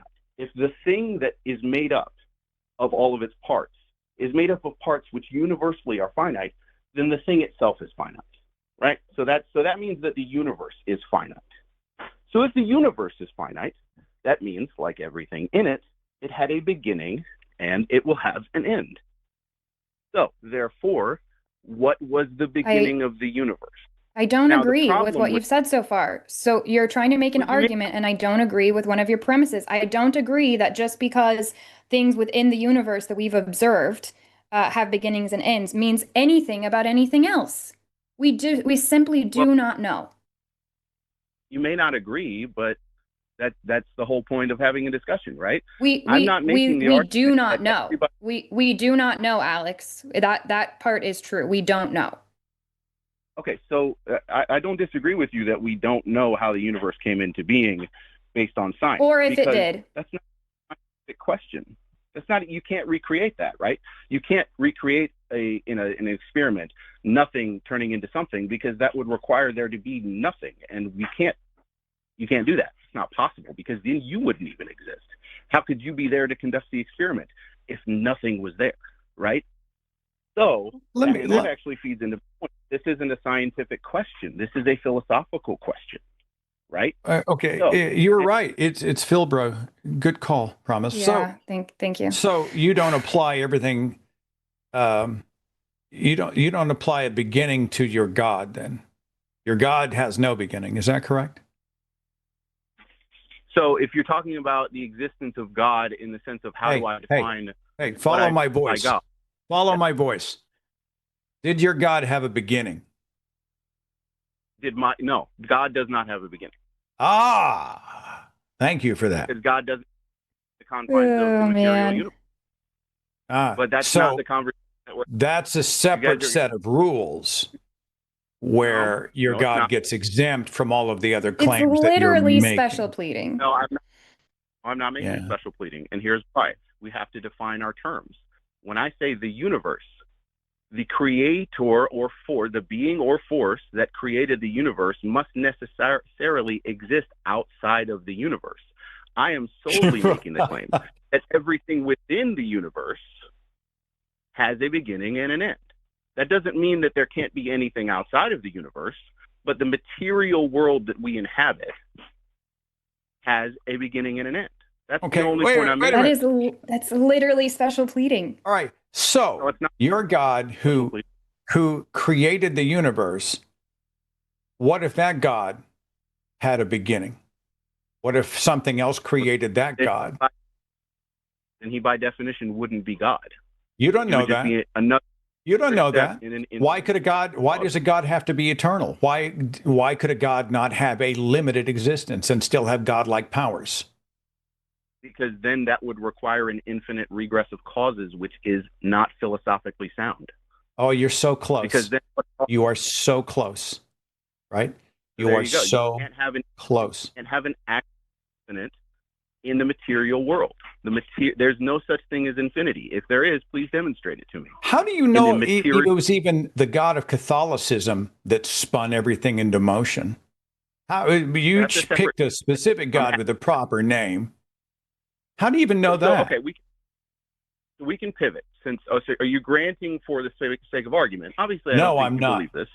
No, I'm not granting that you understand, or I do, what happened before the singularity, or if the universe had a beginning, or we don't know what happened. You and I could agree on that, right? We don't know what happened. Alex, before we move forward, let me ask you real quick. Do you know the arguments against the Kalam? Do you know the rebuttals? I do. I know the rebuttals, but that's not the point. What are they? The point is, what are happy they? to pivot if you want to. I'm not pivoting. So, we're staying on topic, Alex. So can you tell me what the rebuttals are to the Kalam? I was asked a question by Seth, and I can't address it because you're asking me a separate question. Maybe I derailed this promise. Maybe we needed to camp out on the original question. He complained about pivoting, so I just was going back because I think what he's going to do is skirt around, and he was looking forward to pivoting, I would assume, but wanted to blame it on us. So I'm saying we can go back to his thing. So you can pick, Alex. We can go back to your Kalam thing, or we can move forward and talk about the Catholic God. Either one is great. If we reject your premise, we're not going to get very far, which is why I was trying to move us into a slightly different chapter to maintain interest. But we simply reject your premise. And you can reiterate it over and over again, but it doesn't make the premise sound.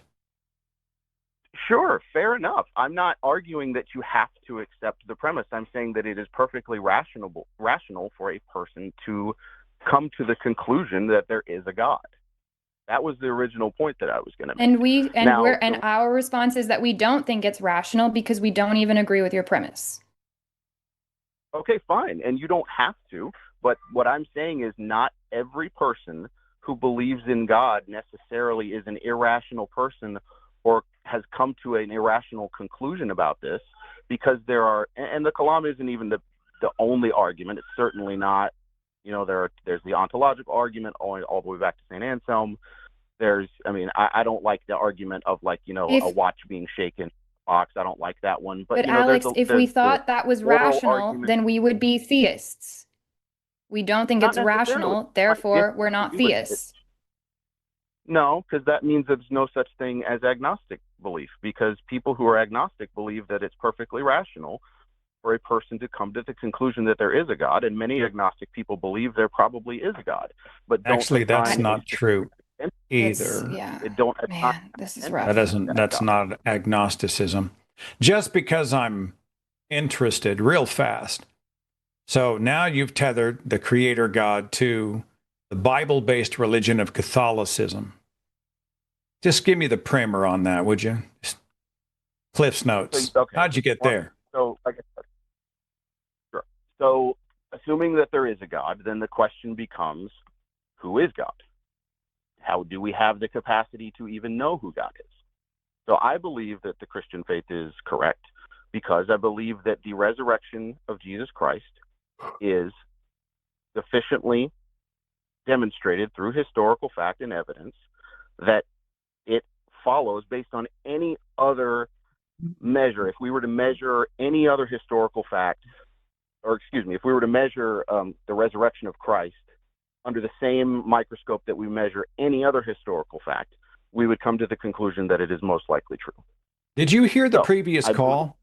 We talked specifically about the resurrection. He wasn't really. Well, also, real quick, Really Alex, arguing. none of the other historic claims that we kind of come together and agree, or that historians come together and agree on, make supernatural claims. Can you tell me one supernatural claim that the majority of history agrees occurred? You're saying one supernatural event that the majority of history, the majority of historians agree on? Yeah. Outside of, okay. I don't know. I didn't think of that particular question before calling in. But So I'd that's have to the think weight. about That's that. the weight of the argument that you're making, because you're saying that, oh, it's measured the same as, if we would believe this, if it was any other historic claim, but somehow this Jesus Well, claim is being persecuted by historians. But your Jesus claim is a supernatural claim. So the but weight that of that can is then so much higher. question. So if I tell you that George Washington existed, that's one thing. If I tell you Abraham Lincoln existed, that's one thing. If I tell you Abraham Lincoln was a vampire hunter, that's another thing. So again, this is why I look at this through the lens of the first question you have to ask yourself is there a God? And then the second question is, who is God if he does in fact exist? So that's why. And your response was the resurrection. And now I'd like to know, what's your proof that the resurrection occurred? Which Seth just had this conversation with somebody. Right, but what I'm saying is your objection to it is that because it has supernatural claims, right? But I've already arrived at the conclusion that there is a God, therefore there is something that is supernatural, right? So the supernatural question becomes a non-issue because I've already come to the conclusion. Then why is the supernatural claim that you believe that Jesus rose from the dead and not that Abraham Lincoln was a vampire hunter? Why this particular supernatural claim do you believe? And if let's allow something supernatural was observed, who recorded it and how do we verify their reports, firsthand reports? Okay.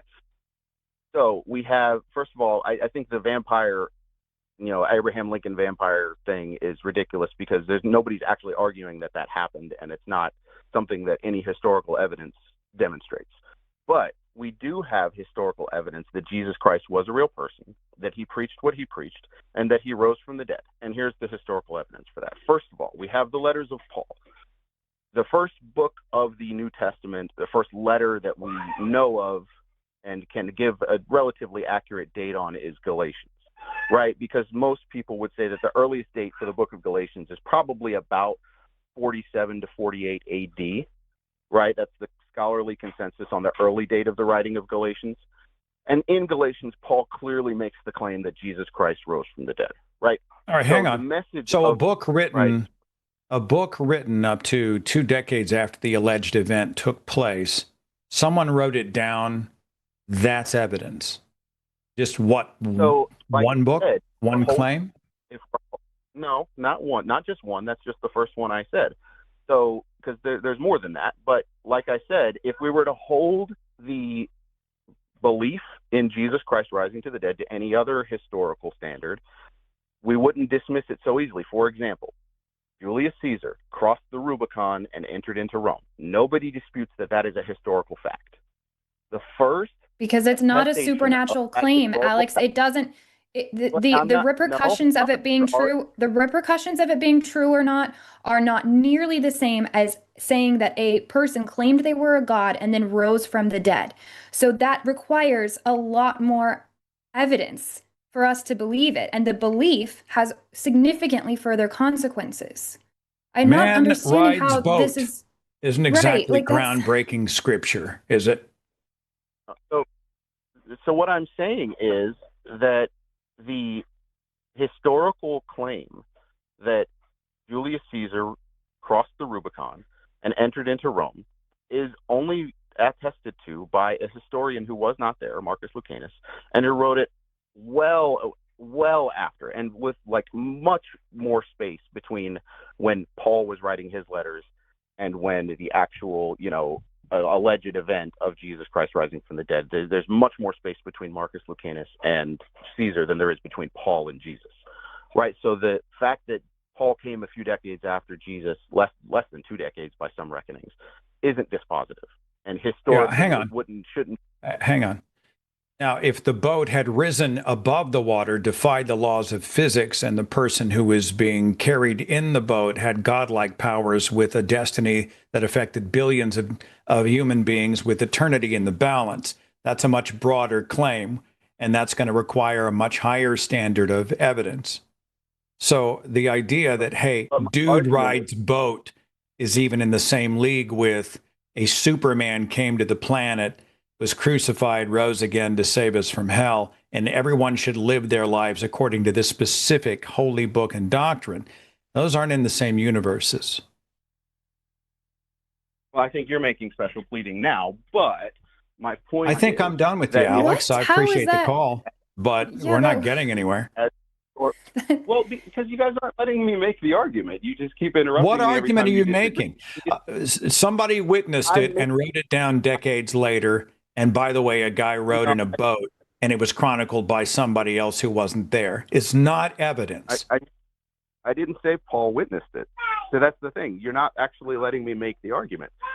When you said, what evidence do you have? I got to Galatians, and you guys immediately stopped me from continuing. So, like, can I tell you why, Alex? Because your argument, this is where you messed up. When you brought up this whole, well, we take this this as evidence when this crossing happens, and we say that happened. That's where you messed up, because that claim doesn't contain anything supernatural. It doesn't contain any claims that go against reality or what we, see as congruent with reality. So your argument that you're making is we believe this other stuff that's totally normal to believe and doesn't even have that many consequences, whether we believe it or not. So we should believe this absolutely outrageous thing now too. That's the argument that we're rebutting, because it's a really bad one. Well, I mean, you guys are not, like I said, you're not really letting me finish any of my arguments, because what I'm saying is, for example, you keep saying, well, whether Caesar conquered Rome doesn't have any consequences. We still call people We didn't czars, say even that. in America. That is not what we said, Alex. I'd like to move on, if it's okay, promise. Yeah, I don't Alex, think this may make sense to you, us. but you haven't scored a whole lot of points here. I do wish you the best. Have a wonderful day. We'll catch you later. Okie dokie. The problem and the reason, and maybe we frustrate people. Maybe we get it wrong, everybody. I don't know. In the chat, you tell us how we're doing. But he is building the rest of an argument on a faulty foundation. And so once he builds that foundation, and then he spins off into all the other layers, we want to come back and say, whoa, whoa, whoa. You can't build upon the foundation because the foundation itself is faulty. And then he gets frustrated and says, you're not allowing me to make my argument. And I don't think that's necessarily the case. I think we don't want you to build a long diatribe on a premise that we find tremendously problematic. Let's deal with the foundational level. Is that fair, Promise? Is that what we're trying to do? I don't think we're trying to cut him off. No, because if you're trying to convince people of something and we get hung up on this certain detail, it should be no different than if I say, I didn't hear you. Can you explain that better? That's essentially what's happening. This doesn't make sense. Can you make it make sense? But I don't know, that the way that person was talking, I don't know if it was bothering you, where from the very beginning, they were just kind of always talking and cutting in over us. And so it made me feel, maybe they were, but it made me feel like they weren't listening and that they weren't calling to have an honest conversation. So I think that was a bit frustrating as well. But we have some other theists on the line. Are you down to Somebody chat in with the them? chat said that you resemble the actress Anne Hathaway. I don't know if I see that. Maybe. I don't know. I've had to block those words from my live streams. Forgive me. Forgive me for saying so that. much. Forgive me for bringing. No, it's okay. It's funny. I just saw the new Anne Hathaway film with one? dinosaurs, the one called End of Oak Street. It was a ball. It was so I heard it much was really good. fun. It's better than all of the Jurassic World films combined All of those things are total crap. Natalie didn't even know what it was. She just humored me. I'm like, honey, there's a dinosaur movie that's coming out. Would you want to be my movie date? Okay, fine, let's go. So we grabbed some milk duds and popcorn. We plopped down in our chair and had an absolute Oh, that's blast. cool. It's a kick. It is really I a have to kick. go Big see fun. that then. I'm sorry, digression. Digression. Go No, ahead. that's great. I love a good movie time where People you tell just me go and you're entertained and it's a nice time. if I look like a celebrity, it's never like Brad Pitt or Hugh Jackman or any of those people. It's always like Matthew Broderick. Like you look like an old Ferris I Bueller. don't And even I'm know like, who oh that shit. is. Just sad. Like I just look, I didn't get my gene pool needs chlorine. Fine, I totally get it. But it's never a beautiful celebrity. It's always somebody else. But you know what? I'll take Ferris Bueller. He was a badass. He was cool. He was awesome. I'll take Ferris. So and Oh Jeff man. Goldblum. Somebody said Jeff Goldblum, and I'll take that. Jeff Goldblum's I don't know that awesome. I can see that. There is a Wow. couple of photographs of promo pics that he's got out, and he's got the gray hair and something about his glasses. And there's a Okay. pose apparently in one of my publicity shots that looks like it. And if you put them side by side, maybe, but Yeah, I don't know. I'd have to. Yeah, it's all subjective, eye of the beholder. But anyway, forgive this that. is Go true. ahead. Go ahead. No, it's great. Well, I don't know if you want this next call, but it's the next one. Tom wants to talk to us about the historicity of Jesus, which Yay. seems to be the theme of the evening. So, but maybe Tom has something new to offer us. Hey, Tom, you are live on the line with Promise and Seth. Hello, can you hear me? We can hear you. Oh yeah, okay. Yeah, well, the last caller sort of touched a bit on the point I was going to make, but my sort of bone to pick is I've seen you say on this channel a few times that the existence of Jesus is doubtful, and my point is that you wouldn't know what no Uh, serious person would say that Alexander the Great didn't exist, and yet the well, sources we hold on, have for Tom. Sorry. Alexander the Great. Sorry, real quick. Tom, real quick. There's a lot of us hosts, and I do think some of us have slightly varying opinions on whether Jesus existed or not. So you'd have to ask each of us individually. I'm pretty sure I can say none of us believe that somebody named Jesus existed and rose from the dead. In fact, pretty sure none of us believe anybody has ever resurrected from the dead. So that's the thing that we could talk about, or you can ask us as individuals what we think about whether or not Jesus existed. I have no problem with the idea that Jesus, some guy like Jesus, there's a character based off of Jesus, that he existed in some capacity. What I care about is if he was divine, if he was supernatural, and if he rose from the dead and was a god. I suppose. Well, the other thing is that he knew a man called Peter, who I think it's about 264 popes in the past have directly known each other and directly passed on. So you've basically got a man on the earth now who has met, in an unbroken line, all the way back to a man called Jesus Christ who claimed to be God and was God. Okay, let's start with the claim that he was God. How do you know that Jesus was God?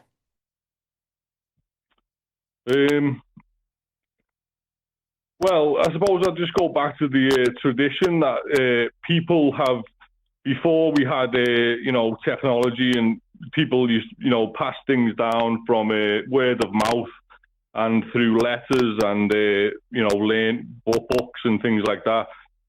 And, also you've got miracles. You've got the miracle of Fatima, which happened in 1917, which is attested by secular and atheist witnesses, that 70,000 people saw the sun dance in the sky at a place called Fatima in Portugal in 1917. Yeah, no, I'm aware of that claim. But Tom, let's take this way. Do you think that there is a God today that exists? Yes. And do you think there's evidence today of the existence of that God? Yes, and I suppose it would be in the sacraments, the mystery or the miracle of transubstantiation. When you go to church and you take the blood and the wine, it has a spiritual effect on you. It has a healing power, which I don't really know how to explain. How do you know that that's true?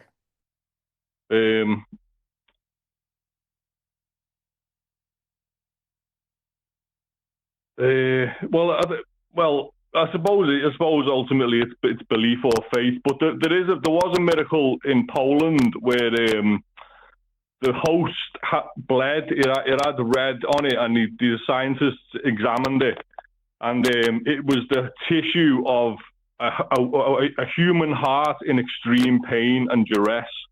So the host, Last I the piece checked, of bread. the Catholic Church does not even accept that, or has not signed off on it, or whatever it's called. Maybe I'm wrong on that, well, the but Catholic Church is in. Sorry.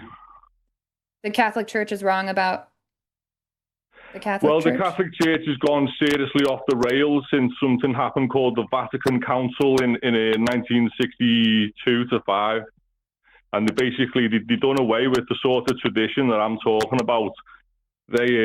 So how do you know then, Tom, that back when people were believing in this, that they weren't also off the rails then, down another path? Why have they ever been reliable then? Why have they ever been a source that you can trust?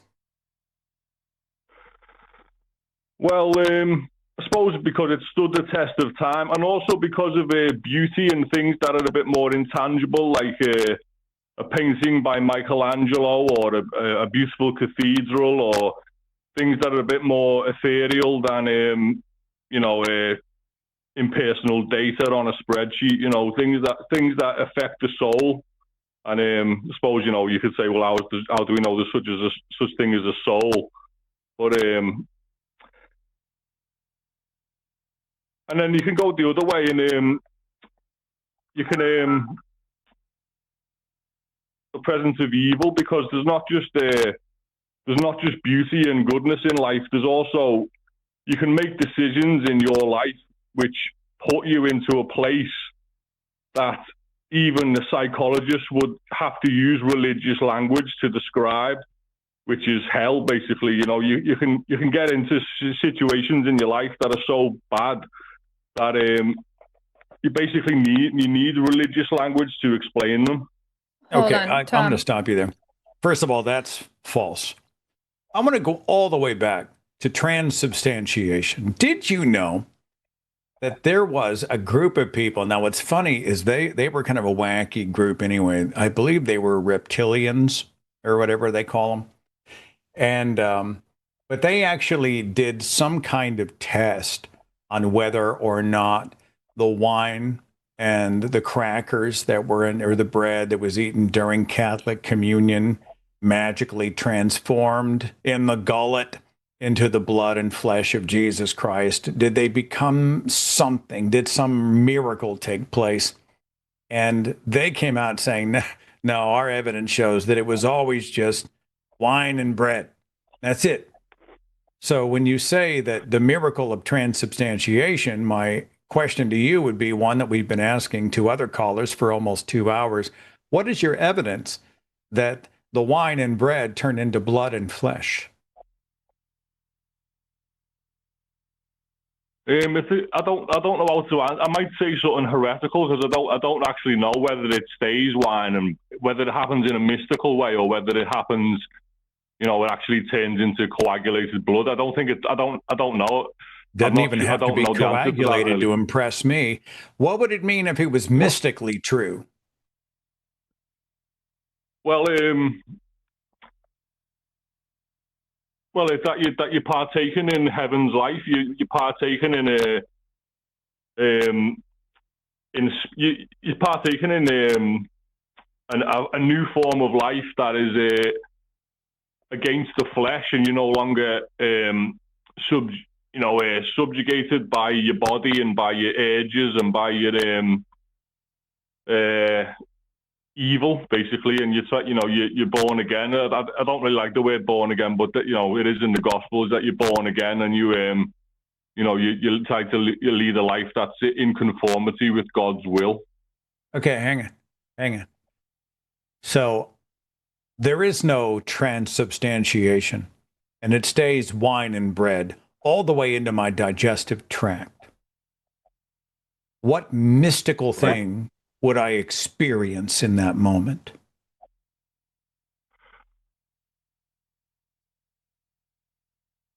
Well, personally, I've only really experienced healing, spiritual healing, like feeling really depressed or sad or lost, and then you have to go to confession first. So you say you confess all your sins. Hey, and if he's a good priest, I'm not talking about confession yet. So you felt better. By the way, there are whole studies about the placebo effect and the power of ritual on human beings, our psychological states, etc., all rooted in the natural. Yeah, it definitely is a ritual, but it might even be natural in that sense. It's ritual, so it's like smoking a pipe. So it's not necessarily a tethered to anything mystical, spiritual, magical, supernatural. It might just be human beings who are benefiting physiologically from a perception or some kind of structure or maybe even hope, the placebo effect. Yeah, but then you can build on it, because once you do the physical thing of eating the bread and wine, which is the body and blood of Christ, you then do have more mystical experiences like dreams or angelic interactions, or even demonic. You can encounter demons as well, which is you become aware of spiritual realities. Just happen to look over to monitor, and I'm just seeing the words crawling. I'm sorry. All right, fine. Yeah. I'm going to sit back and watch the magic. No. Hit it. Go for it. Tom, I'm just curious if you actually have evidence for any of this stuff. Well, because so far it seems like we've agreed.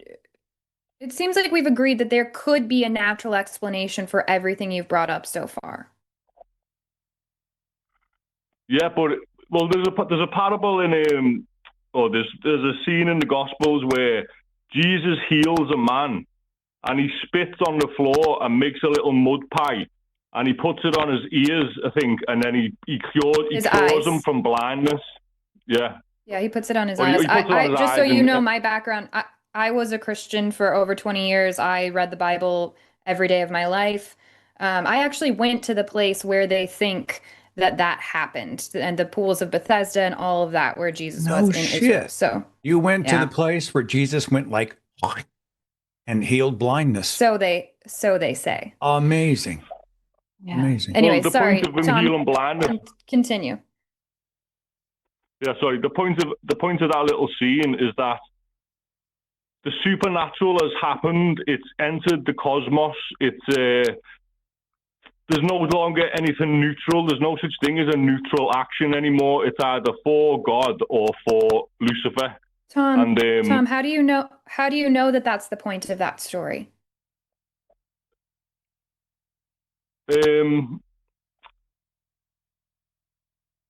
Well, I suppose the best way you could understand spiritual realities is to attend an exorcism. But Tom, you're not answering my questions. Not only have I attended exorcisms, I don't want to sound like a lunatic. Part of them I don't have visions. So I was a 13-year-old praying, commanding demons to leave. I got puked all over several times. Looking back, that was extremely traumatic. So I have been a part of these exorcisms. There are natural explanations for every single bit of it. I feel like every time we ask you a question about evidence, then you scoot over to another story, another idea. And I'm just curious if you have evidence for any of this. Like, why do you think that there's a God? What evidence do you have for us. Beyond a dream or a vision. I mean, something we can sink our teeth into, I think. Yeah. Well, I suppose I'd go back to the miracle in Poland where the host turned into a human heart tissue. I mean, you could go and meet that scientist. It didn't, Tom. That has been refuted. You can go read about it. That is even. Let's for argument's sake, let's say that happened. That some piece of bread turned into heart tissue. Now what? That's weird. Now what? Well, you're a difficult God didn't audience care. because, I mean, God didn't care to show up. God didn't care to show up for the Holocaust. God didn't care to show up for Seth's friend when their child was dying of cancer. God doesn't care to show up for pretty much anything. And he lets people go to hell by the millions because he doesn't want to reveal himself. But then he decides to let a piece of bread turn into heart tissue and doesn't even sign his autograph on it. So we don't even know that he had anything to do with that. Well, he shared in all of the bad things you just described, and he took upon himself, or his son did, to How do you know, Tom? How do you know that happened? Well, mainly because I believe in tradition, and I believe that people who actually met Jesus have transmitted their message. So you don't actually have centuries. Evidence. So you don't have any evidence, and you're giving me the same answers that somebody could give me that believes that so somebody could say this. Somebody could have just said this a couple thousand years ago about Greek gods. So what makes you right and them wrong? Somebody told somebody something 2,000 years ago. True or false? They told somebody else. They told somebody else 4 generations. Is that your evidence? Well, I suppose I could throw it back at you because are you a Darwinist? So a man said something and made a theory 50 years, 100 years ago. That's not how science works. So Tom, you don't want to go there. That's not how science works at all. We don't believe something because somebody said it. We can actually go study these things. There are peer-reviewed papers that are out there that you should go read, maybe somebody else's understanding of them for you. But trusting experts that have studied in their field that can actually back it up is completely different than just let's do your. So here we go, Tom. I'm going to pass on a story to you. Actually, I will tell you that everyone in my generation has passed down. This is actually God. And she's this little fairy. I don't know if you can see on the screen. She's a very cute little fairy. And I will tell you that she's real and she's God. And she's just choosing to be still right now. But whenever somebody isn't looking, she flies around and does magic. And I'm telling you, so you should believe me. Do you believe me? I do actually believe in fairies, to be honest. So maybe I would believe you. I don't know. I'd have to probably see. I'd get a sense of you when I met you, whether you had a good heart or whether you were a sincere person, and then I'd probably make a decision. Have you ever been wrong, Tom? Have you ever been wrong about somebody being sincere or being a good person? Have you ever thought somebody was a good person and they proved you wrong? And has someone ever had a good heart and been sincere, but also been sincerely wrong on a claim? If I sincerely, with a great heart, let's say I'm the best person in my block, and I think the earth is a disc, I sincerely believe it. Does my sincerity give me credibility?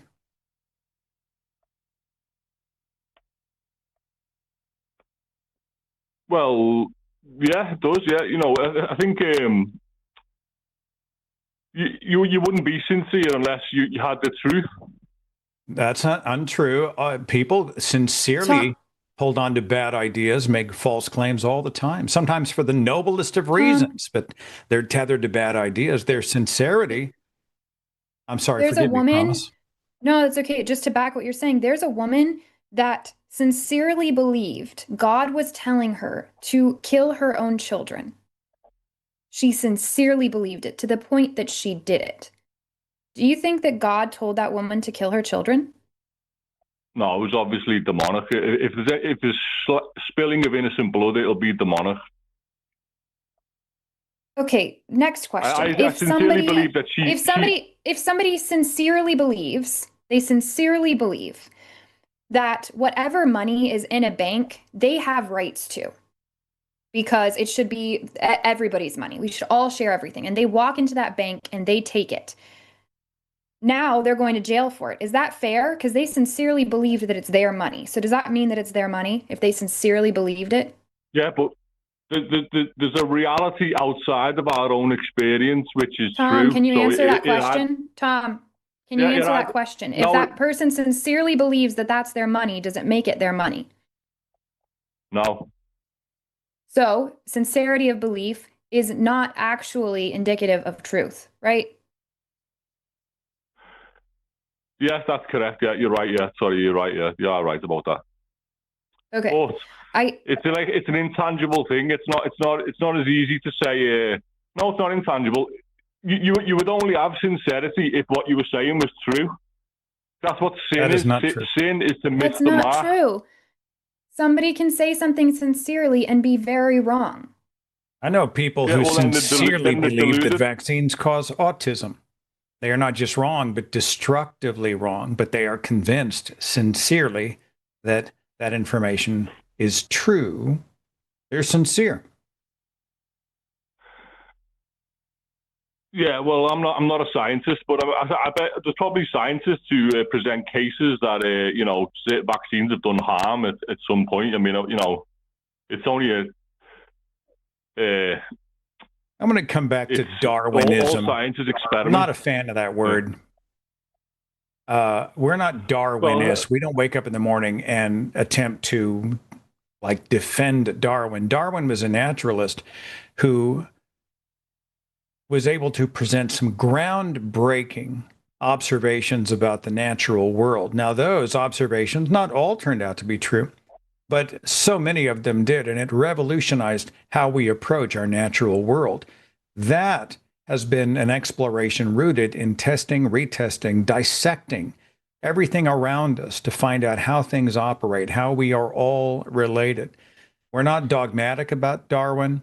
We don't worship Darwin. We are not Darwinist. We want to be rationalists, and we appreciate the really humanity-changing contributions of Charles Darwin's on the origin of species, because it was transformative in the fields of biological sciences, zoology, and so much more.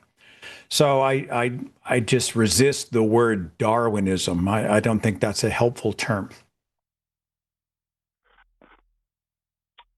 Well, I apologize. I didn't mean to. I just thought I was trying to make the point that the scientific consensus, we have the same sort of thing in the Catholic Church, which is a consensus built up over years, a tradition. I've heard the term before, the scientific tradition. Well, it's constantly. It didn't stop with Descartes and Newton, did it?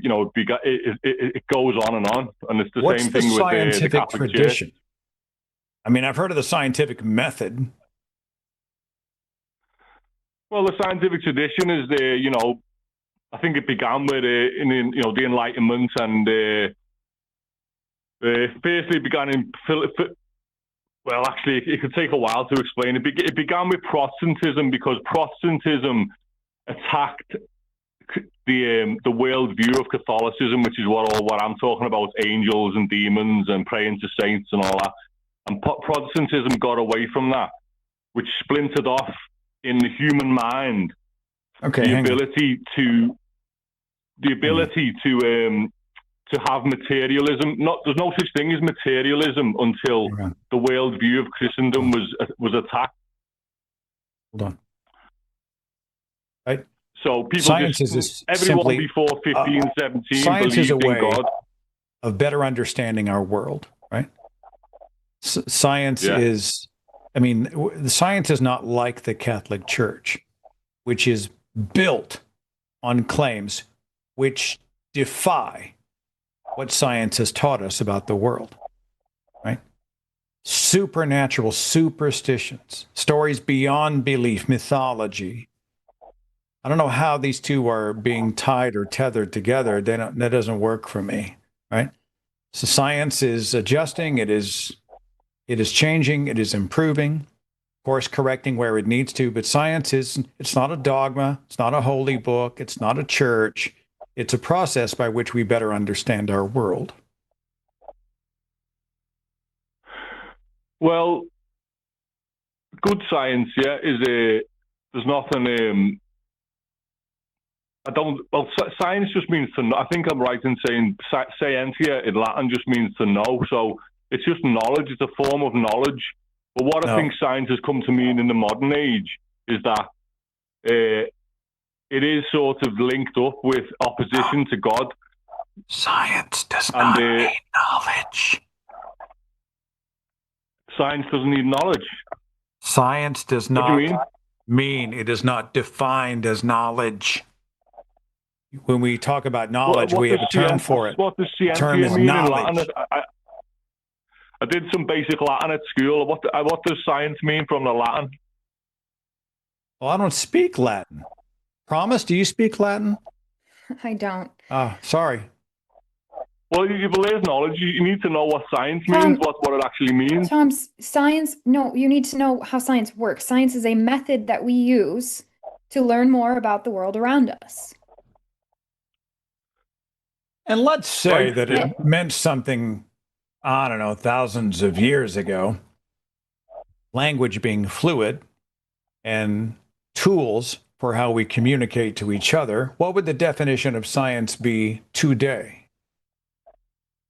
Any system of knowledge that is concerned with the physical world and its phenomena that entails unbiased observations and systematic experimentation. It is a system which has to do with unbiased observations and systematic experimentation. We are seeking knowledge by testing and retesting in the natural world. Science. Think of science as both noun and verb. Well, the thought that came into my head was that why do you have to label it? Why is science a thing? Why isn't it just knowledge? That suggests there's an agenda. Because it isn't knowledge, Tom. It is something that it's a way that we try to figure out the world around us, and it is changing constantly. Because once we learn more, then we update what we figured out.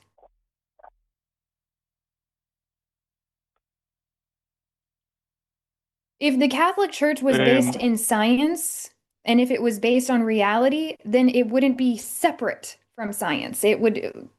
Science would agree with it. Yeah, I don't want to. Yeah, I agree. I don't want to go too far down the road of bashing science, but just to spice it up a bit, would you accept that most scientists, high-ranking scientists, are Freemasons? Oh my God, Tom, let's have that. Let's have that conversation another time, because I think it's time to move on. But you should call Skeptalk tomorrow. Forrest and Erica will be on, and I think this would be a perfect conversation to have with them. Thanks for the call, all right, Tom. Well, thanks for your time. Yeah, thank you. I've enjoyed tonight. Thank you. Thanks, Tom. Bye. I want Forrest to talk Freemasons, to him. most scientists, Freemasons. Oh man, we went to conspiracy world pretty quick. We've got about 45 minutes left in the show. Shall we? I guess we've got some people that are getting screened, but shall we take this next caller? Yeah. I'm eager to hear what happens next. I think it'll be kind of quick, but we'll see. Hey, David, you are live on the line with Promise and Seth. How are you? Hi, how are you guys? I've been listening to you guys from the start. You guys are Jehovah's Witnesses? I mean, Jehovah's Witnesses, I'm sorry. You guys familiar with Jehovah's Witnesses, I hear, but not too much, right? I mean, I'm not extremely well versed. No, we did a show on it years ago, but the details I don't recall. Our definition of hell is a little bit different. So it's kind of different from the mainstream Christianity. We believe that everybody's going to go to hell for like 1,000 years until the main judgment day. And after that, the hell is going to be permanently destroyed as God judges people for the second time after the 1,000 years. Hey, So it's Okay, David, not, so did you hear about I think we're that line skipping. about the Jehovah's Witness protection program where people have to knock on a door and tell them there's somebody else? Never mind. Sorry. Jehovah's Witness Old Stephen protection Wright joke. program. Yeah, sorry. Go ahead, David. Oh, Hey, oh, David, it's real okay. quick, can I just I, but so yeah, yeah, of we're course. I don't want to get too lost in the weeds here because you're already telling us about your hell, and I don't even know that Yes, I believe that any hell exists, and I don't know that I believe a God exists and all of that. So let's back up a little bit. Are you of calling course. in to specifically defend the existence of a hell? No, I'm calling it to, I guess, to try to convince you guys that there is a God. If I could do Okay, that, great. but Let's start I don't there. know. Starting with your description of hell is like so past. No, I I'm don't know. It'd be like me just telling you hitting about the what Jehovah's color wings Witness my fairy familiarity has. thing. Yeah, Okay. yeah, we'll get So there, I'm sure, as this is needed. But let's see if we can my actual even thing. hmm So does our sense right. of does our interpretation of moral phenomena indicate that love is a testable, measurable, and an observable value out of which we could derive data? Hold on. Back up. Are you asking us a question? I missed the first part of your Yes. sentence, I think. So Does I don't think our that love interpretation of exists. I think love is an yes. English word that we Okay. use to describe a bunch of things subjectively, from acts to feelings to chemical processes. So, and in other languages, they have better words and more descriptive words and more words for it. And, Yes. so I don't think love Sure. exists. Well, here's the way basically Jehovah's Witnesses believe, and kind of like the reason why I'm disfellowship right now is because, I started studying philosophy a little bit, and so my interpretation as to like, like finding the evidence, what is like the core evidence for God's existence? And to me, that came to be in the form of scripture from 1 John 4:8, which says that God is love, and He created us out of love, as evident in other scriptures as well, which speak on the topic to identify what God truly is. Yeah, But you said I'm already you aware don't of the believe in claim. love. Well, I don't believe love exists. If you want to provide evidence that love exists as an entity, it's not that I don't believe in it. It's just that it is a word that we use to describe a bunch of subjective things. So, Yes. So as Jehovah's Witnesses, so we believe that. I'm sorry. go ahead. Hello. As Jehovah's Witnesses, we believe that like Holy Spirit is the acting power of God, which He uses to, either encourage people or do certain things, to make them moral people as well. So, or create Right, but things as what? well, But like the I supernatural. understand. I'm familiar enough with what you guys believe when it comes to that. Why should we believe that that's true? Why should I believe that God is love? Don't you think that without love, things are very bad? What is love? Since I've already stated to you that I think Oh, it's an English word that we use to yes. describe a bunch of random different things. So how are you defining So here's love? my definition of love. Love is a word, but what matters is the connection that it implies. And I think to me that matters the most, because if God is truly love, like the Bible says, then the connection that it implies towards others, to selflessly help others, to love others, to help others in their ordeals or sufferings. I So think that's a I great can thing, and I I guess can in say that that sense, God as exists. a human, I love the see, there I am using the word love in a different way than what I'm about to say. I love that I can have feelings of love for a person, and that I can experience love from them Hmm. via actions or via experiences with them, or over throughout time with them, building trust, things like that. I think that's great. Again, I just think that's part of the human experience. Why should I think that that's connected to anything supernatural? Because it isn't as an objective thing, but we could definitely like feel and experience things from love, or as a result of being loving or being loved. You can Sure, but see some what, things where, happening that are different than the opposite definition of love. Uh-huh. I still Go don't ahead. understand where a god or anything supernatural is coming into play. You're describing Well, natural human it's experiences. yes. Okay. God, I guess is hmm, how do you say that in English? Not amalgamation. Like he consists of love, and so he is the representation of that word. So, but David, So when that okay, connection is let implied, me yes. pause you. Mhm. Sorry, I'm so sorry I keep interrupting you, but I just want to get us to a clear spot. Every time you say something like God is love or God is this or God is, you're making claims. I'm trying to get to the part where I hear the evidence to back the claims that you're making. So you giving me descriptors of God or what you think God is made up of or what you think God's characteristics are is no longer necessary to the conversation. Now what I need is evidence that that's even true. How do you know that God is love or that a God exists at all? Well, I suppose there must be something that that makes life meaningful, and I believe love is that thing or God or even albeit it's a word for which we have a definition and which we could act out. I believe that is the summation of God. It requires no evidence, I suppose, per se, I could as say I could say much as that the experience love itself. is I could say that love is a sign that we're all created by a video gamer who sits in his basement and has programmed us to experience love. And love is proof of that video gamer. Sure.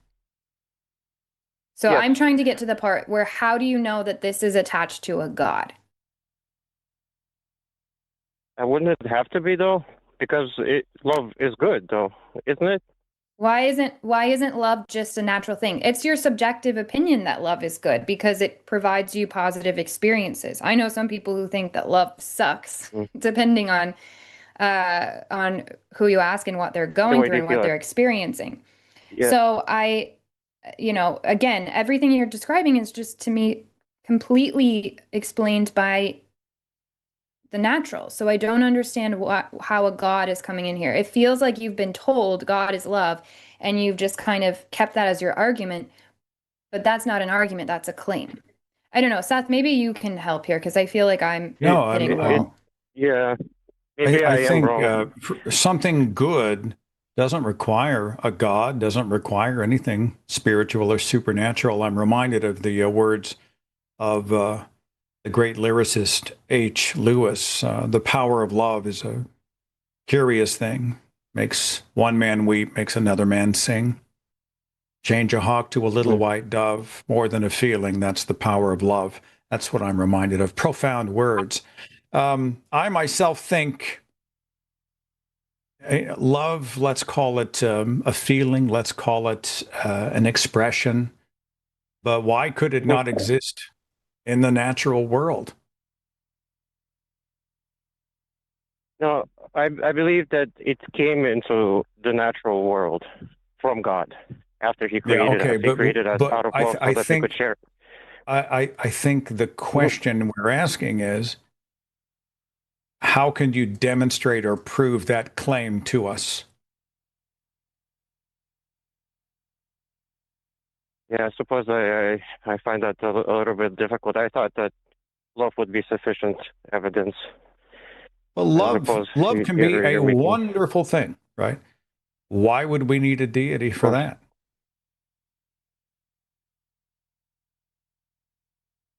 Mm. I guess so that maybe more people follow it, so more people are encouraged to be loving. You know what's weird is that I actually am a more loving person outside of religious thinking, outside of a God belief. I'm an atheist, but I actually love people and accept them more now. I'm more charitable now. I've Mhm. got a more, I think I've got greater empathy now than I ever had when I was religious. How would you explain that? I'm more loving now that I don't believe in a God.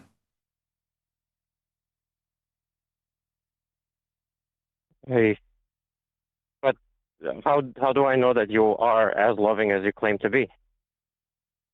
Well, just take it at face value. I mean, I know my experience better than anyone.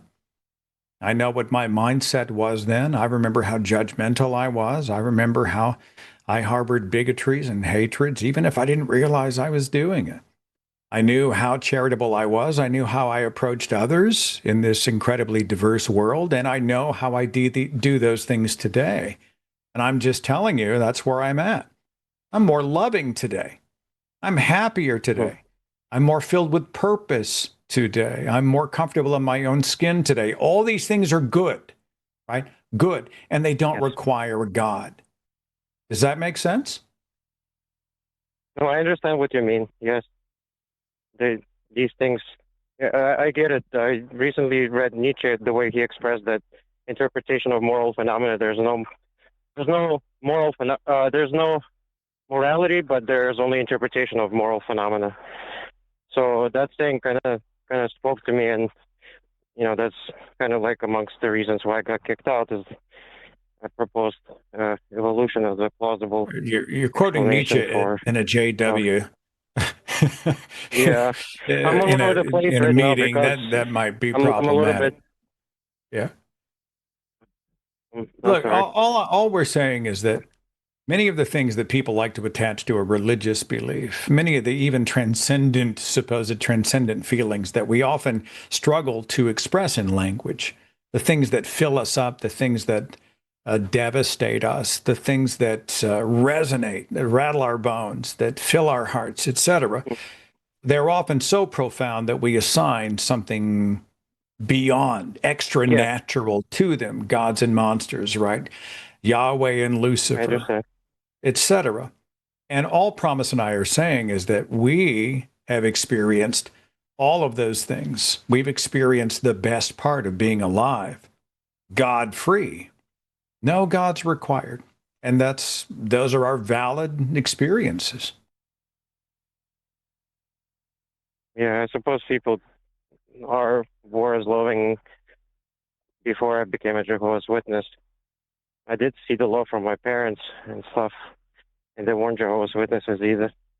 The beautiful thing is that if you're able to get in touch with the best parts of your humanity, but you're not handcuffed to all of the backstory, all of the religious claims, all of the expectations, all of the authoritarianism, all the mythology, the guilt, the shame, the bad claims, the control. If you're able to do those things beyond those organized religions and mythologies, you're free.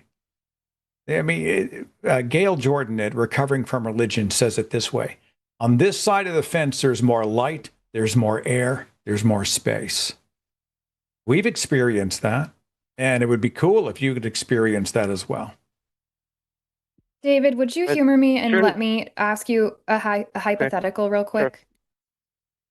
Sure, absolutely. Okay, so let's say you're given because I genuinely enjoy this call, and it sounds like you're in a place where you are, you've at least had some questions based off of your reading and all of that. But my question for you would be, if you were given the option to create, you have three options to choose from. You can create a child that will not experience a terminal diagnosis and die a very painful death. Or you can create a child that's going to have a terminal diagnosis and die a very terrible death. Or your third option would be, did I mess that up? Your third option would be to not create a child at all. But one of the options is you can create a child that doesn't experience suffering, and the other one is you create a child that does experience suffering. The third option is a child, you don't create a child at all. So which one would you choose? Let's assume that I'm a good person, and I would choose, of course, the one that has no suffering. You are more loving than a God in that case, than a creator God. Because if you believe that God creates all, then you have to acknowledge that a God has created beings knowing that they're going to face intense suffering when they don't have to. And so you clearly don't need a God to be loving. I'm glad that that's, that I think that choice or not creating at all would be better than. So Sorry, it's almost midnight my time, so that's why I'm kind of losing it. So Yeah, thank you yeah, for yeah. bearing with me. No, sure. But you were able to stick around, so thank you. But I think that that you're realizing that, and there's something about the idea of love that sounds like you Um, find it beautiful and you enjoy it and you've attached your God belief to that. And I understand I did mm, that for years. But I think it's worth questioning. I think it's worth examining because, like you said, you kind of have stopped at that point. Like it doesn't sound like you have an argument beyond that. And I think it's worth no, asking more questions fortunately and I reading more don't. books. What was that? Yeah, I find it a little bit difficult to tear away from it, and I'm kind of like I'm still attending meetings and stuff. Our Hmm. church basically is called meetings, and so I attend, but nobody speaks to me obviously over there. So I just came from one not too long ago. But What is it that you every go to time the I go, I just meetings? Yeah, why do you I go? guess there's a lot of my friends, a lot of my family is in it. I feel alone. I just also understand, that they're these people mean well. You know what I mean? They want other people For to feel sure. love and happiness too from God. Yeah, I So used to be I don't know. a Christian who very much meant well, and um, I'm so sorry that you're feeling that loneliness. And I think it's a very valid reason to want to go to meetings is because you want community. I just wish better for you because like I said, it sounds like you're already beyond your own religion. You are more loving than the God of your religion, and I would encourage you to not shy away from the questions. And if you stay in meetings, that's, do what you need to do. But I would also encourage you to see if you could find community outside of that is interested in the kind of questions that you're having, in the kind of conversations where you actually don't have taboos about um, your questions. Because as you've said, like you'll get turned away. Like there is a certain point they will cut you off. And the community that Yeah. I have, they're not going to cut me off unless I'm actively harming other people, basically. I built community that loves me. Uh, They're interested in my ideas. They aren't afraid of them. I don't feel afraid to be wrong around them. you, And you deserve you're talking community about like that. atheists? So, most of my friends are atheists. Some of them are I would call them like light Christians, where they technically believe, but their values and their lifestyles pretty much reflect mine. Some of my friends, I have no idea actually what they believe when it comes to religious beliefs because it's just not been a topic. It's not come up.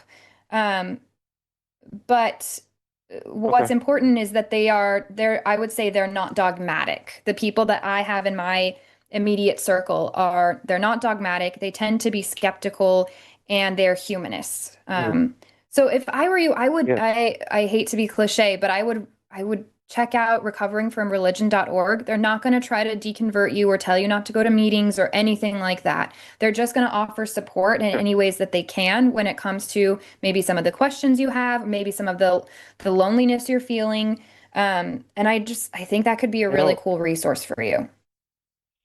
it sucks to even come close to thinking that I've spent my whole life, kind of being wrong about this whole thing.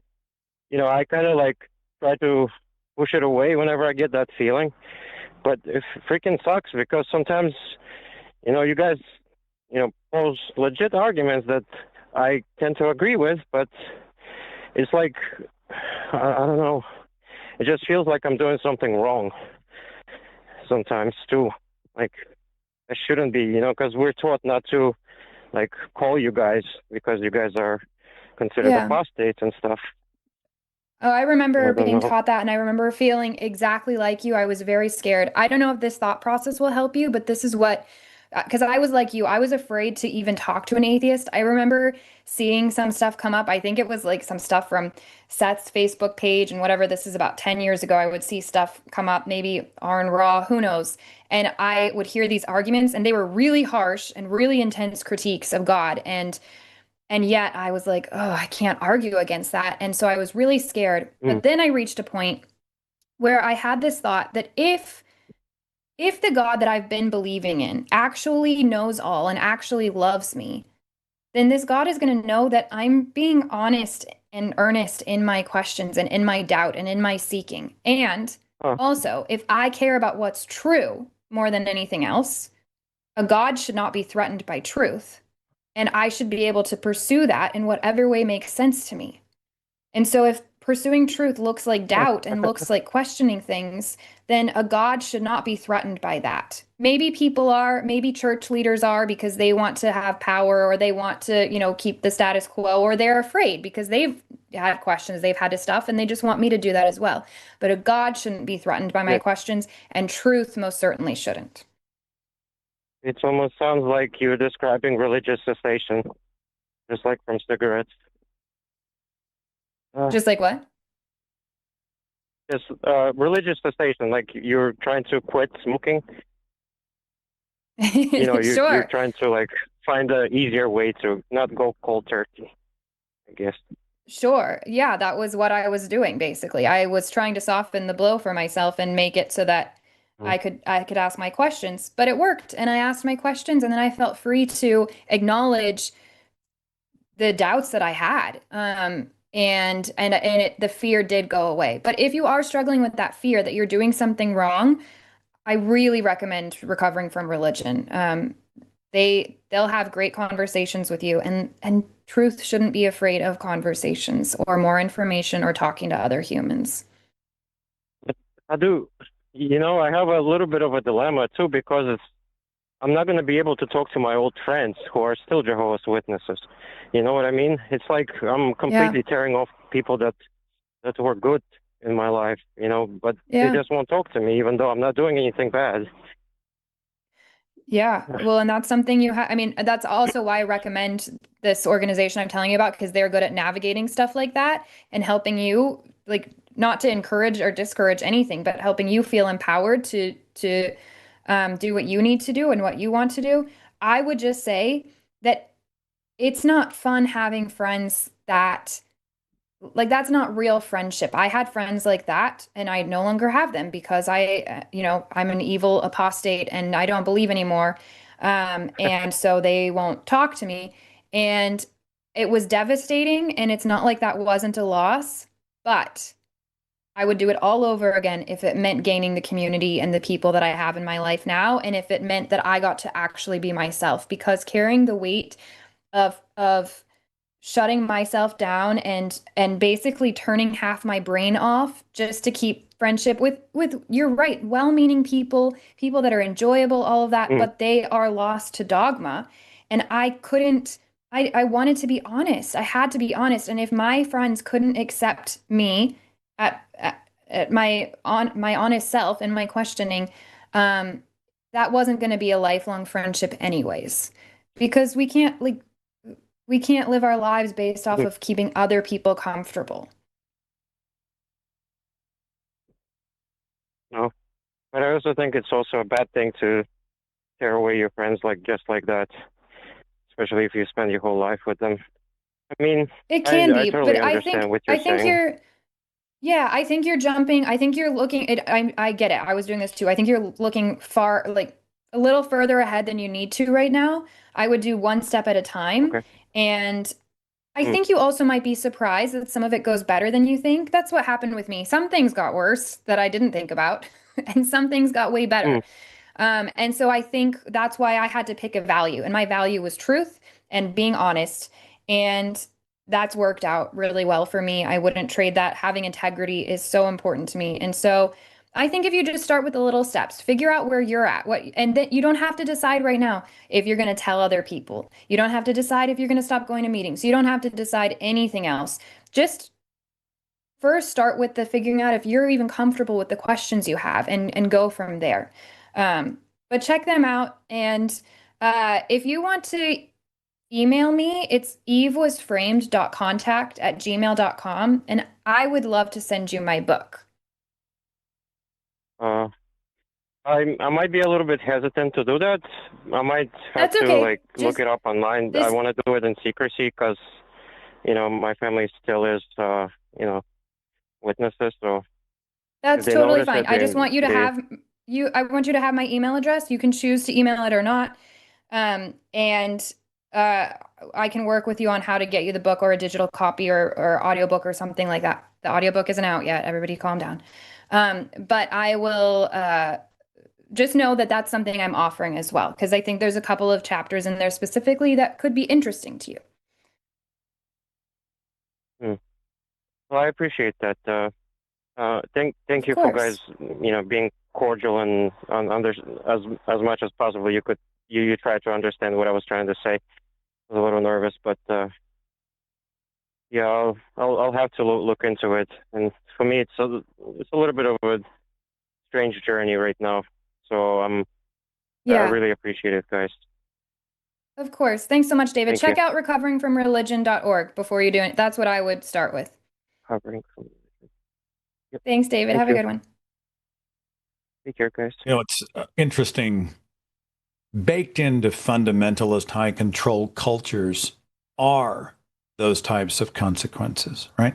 The reason that shunning and disfellowshipping and shaming and all these things exist, one of the main reasons is they want to kill doubt and discourage dissent and make people afraid to tap on the glass, to kick the tires, to say, wait a minute, that doesn't make sense to me. Or can I ask you some hard questions about this? Or I dare to disagree on a critical point. A lot of these consequences that have been put in place are mechanisms for control. If you don't toe the line, if you don't line up and obey and accept the authoritarian model that has been imposed on you, if you think for yourself too much, if you act on your own behalf too much, if you say, this ain't working out loud, and maybe plant that seed in the minds of other people, we are going to punish you. And these punishments can be insidious and they can take many forms. We will kick you out of our church. It may be the only community you've ever known.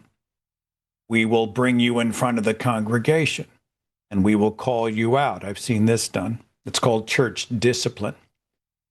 We will encourage your family members to cut you off. Your family may disintegrate. Your spouse may want to divorce you and deny you custody of the kids. We'll tell your religious boss you might lose your job. You might end up financially devastated. Oh, you're in college? We may pull your college funding. That affects the rest of your life. What you can do, where you can go, right? You can't afford college. We were paying. If you don't line up, we're going to pull the plug and good luck surviving out there. There's so many examples that we hear all the time of high control cultures that have put this punitive system in place. Line up, shut up, obey, or else. And when I hear this story about the Jehovah's Witnesses, this is a mechanism for quelling doubt, for crushing the individuality of the person and saying, you need to not be you, you got to be like us, or else. And those are the two operative words, or else. And I think we have to look at that as tremendously inappropriate and destructive. Yes, there can be a real cost to thinking for yourself. Doubters have not been treated well throughout history. Skeptics have been vilified throughout history. The high control systems stay in control because they get people to shut down the doubt and skeptical parts of their brain. They try to kill the courage to be themselves. And so we have to see that, well, in order for us to live an authentic life, we may have to face some very hard issues. But these are problems that were not put in place by me. They're not my fault. They've been put in place by the high control culture. Now, I can't control what they do, but I can control what I do. And any friend that decides that I can't be associated with because I disagree, well, I've just discovered how conditional their love might truly be. Might my life, despite the heartbreak, despite the fear, the insecurity, unsure of what the future holds. Might my life be better lived with people who will accept and respect and love me for who I legitimately am? Those are the friendships I think they're the ones most cherishing. Forgive the diatribe, but when I hear about these high control, No, it's very good. cultures, I just think these are systems designed to keep him quiet, right? Yep. Keep quiet, shut up, obey, don't make waves, or else. And that or else tells you everything you need to know about how much you should adhere to them and why you should, if possible, listen more to yourself and get out. It's so infantilizing too. It's this idea that you lean not on your own understanding, don't trust yourself, just stay in the group. And it doesn't let people be grown adults and figure out the world for themselves. I think that's a brilliant point too, that just the idea that there are people saying you shouldn't ask questions should be an argument against what they're doing already. They shouldn't be afraid of people like, was it David? Yeah, asking questions, being honest. Also, that was the best conversation I think we had of the night, even before we got to that part, because David was honestly answering our questions and then was like, yeah, I don't have anything past, I think God is love, and that's what I got, So I don't know. I appreciate his honesty a lot, and I hope I'm wish him not the being best. redundant, but we talk about the Bible itself is an authoritarian, high controlled book.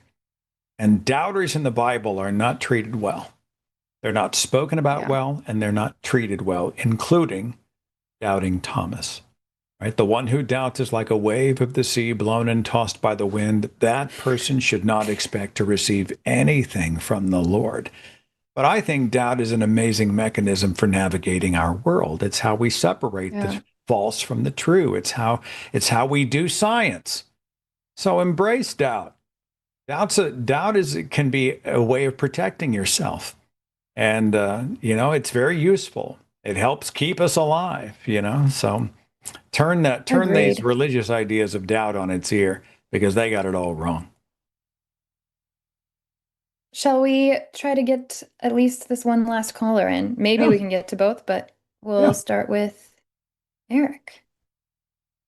Hey, Eric, you are live on the line. Hello, how you guys doing? Doing all right. Oh, we've only got awesome. 13 minutes left on the show, so we apologize ahead of time if we have to end the conversation. But that's when it ends. No worries. This is a big concept here. This whole kind of debate thing. There's a lot that goes into it. Is it okay if I ask you guys a question? Like, I guess, at what point did you guys arrive at the conclusion that you didn't believe in God? Like, what was like your defining moments, both your defining moments? The only reason I don't know that we need to spend time on that is because I think it's irrelevant to whether or not, to what I assume that your reason for belief has nothing to do with myself or Seth. I can just tell you it was years in the making, doubting all that, and me asking myself, wait, do I believe that this God exists? And I was like, no, I don't think I have a reason to. And so then I just admitted that I don't believe. So it wasn't even that deep or that. Yeah, makes sense. So I guess I heard you, both of you guys talking about lean not on your own understanding. I found that very interesting that you interpreted that a certain way. Whereas that's not So Eric, real quick, I'm going to interrupt a lot because I do that anyways, but also for time's sake. So my interpretation of that verse is I have no idea actually what the author meant by it. Zero idea whatsoever. I was taught multiple different theologies about it growing up in Christianity. And so if you're going to go on and make a claim that you know what that verse means, then we can get into the meat of it, which is, okay, how do you know what was meant and how do you verify that and why should we care? Well, usually when you're reading a text, you kind of associate what came before that line or what came after it, and you can overall get a read, literally, of what the entire book. That, by the way, that verse you quoted comes from the book of Proverbs. Yep, Yeah, I'm we aware. understand the but concept We of don't. context. yeah, I'm Yeah, going I to don't get know in that we front want of to you talk here about you the and got Bible. say that the Bible sure. is a Okay. Oh, book defined yeah. by the language of Yes, obedience you're and right. Yes, commands defined by the language. and not trusting Yes, I in heard you your say that. own finite understanding of the world. You must then lean onto the wisdom of God.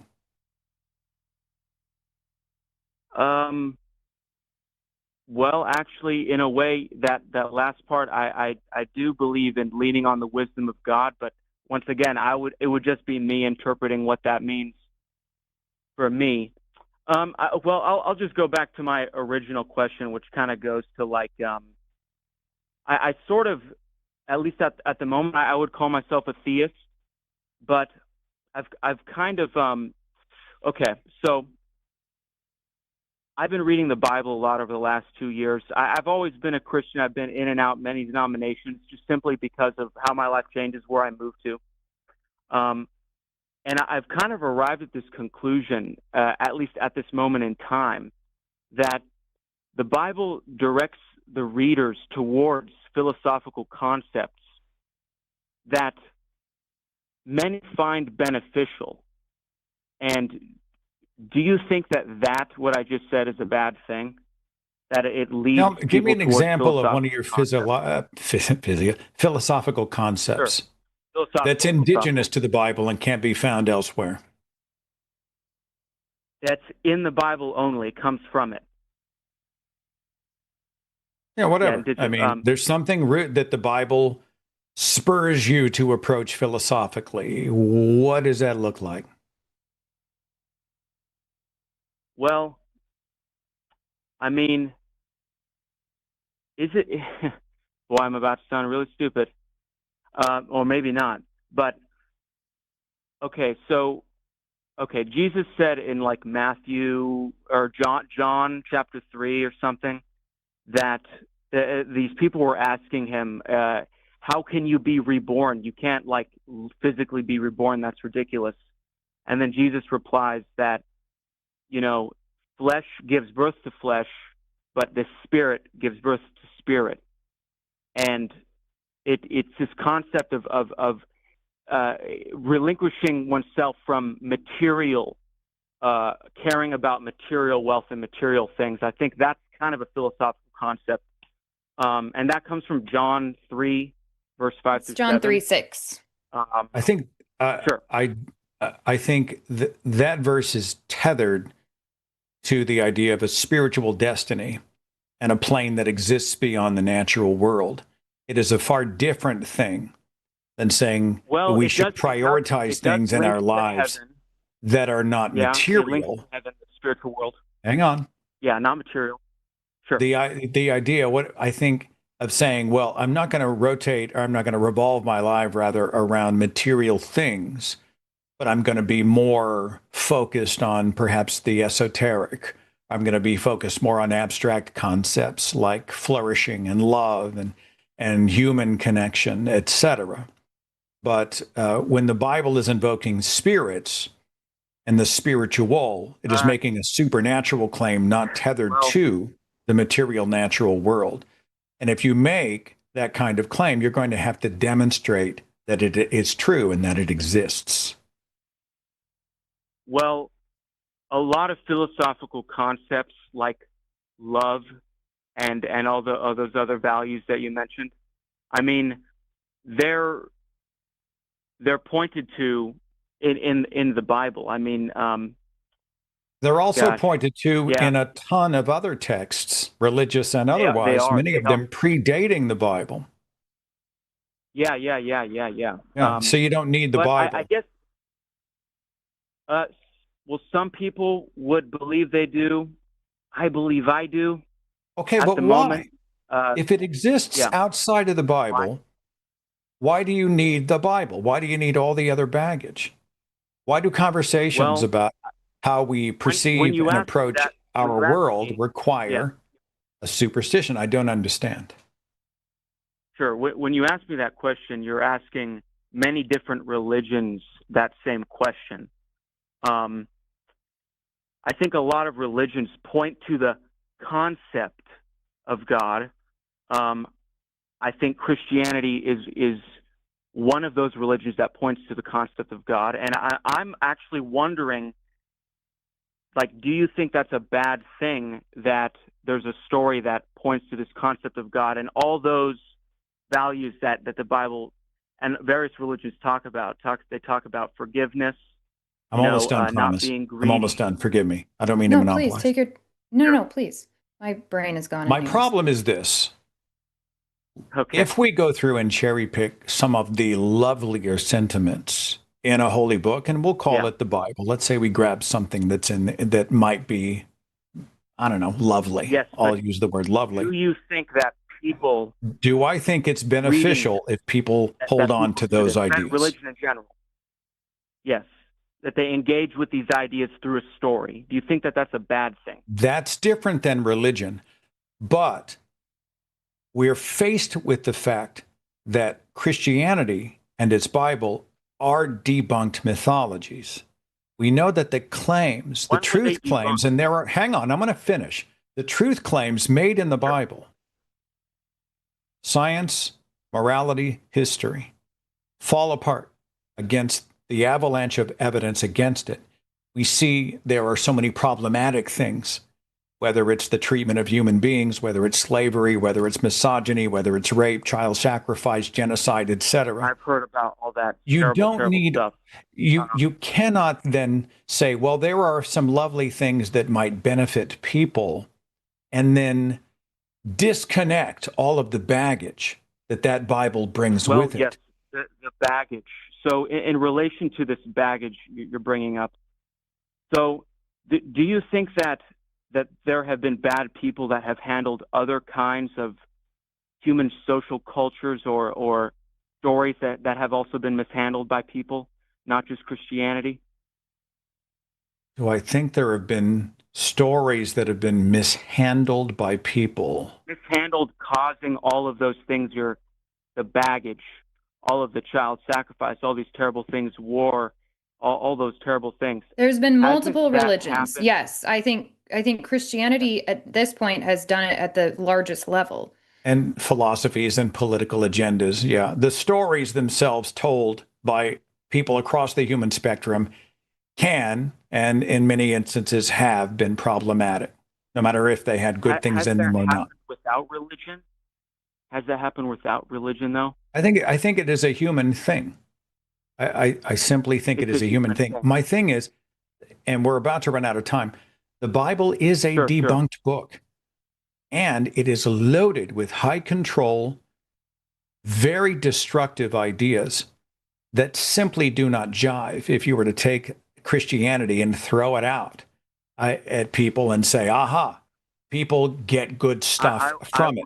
If we can get it beyond Christianity. Your beliefs, I think there are people that may misuse it and have misused it, and there are people that have used it in a good way. So what? That don't follow the Bible under itself. The category. The Bible itself refers to women as property and treats women like absolute shit. I would never look to that. If I'm going to go back and look at books and stories, I'm in the middle of a sentence. If I'm going to go back and look at stories that I think have value in them, then I'm going to find the books where I don't.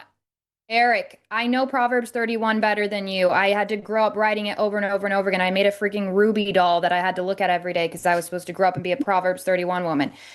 That book is full of shit that you have to cherry pick around in order to find anything redeeming about it. There are people that have written way better books. There are way better stories. I would literally rather refer to the Grimm brothers than the Bible when it comes to the treatment of women, if that tells you anything. So I that's another conversation as well. I don't think it's worth all of this stuff you have to cherry pick. I don't think it's worth ignoring all of the parts where it says that you can own slaves, but you just have to own them like this. And if you beat them, it's okay as long as they don't die until the second day. Also, women have to marry their abuser, but that's supposed to be like really nice because that was cool for the times.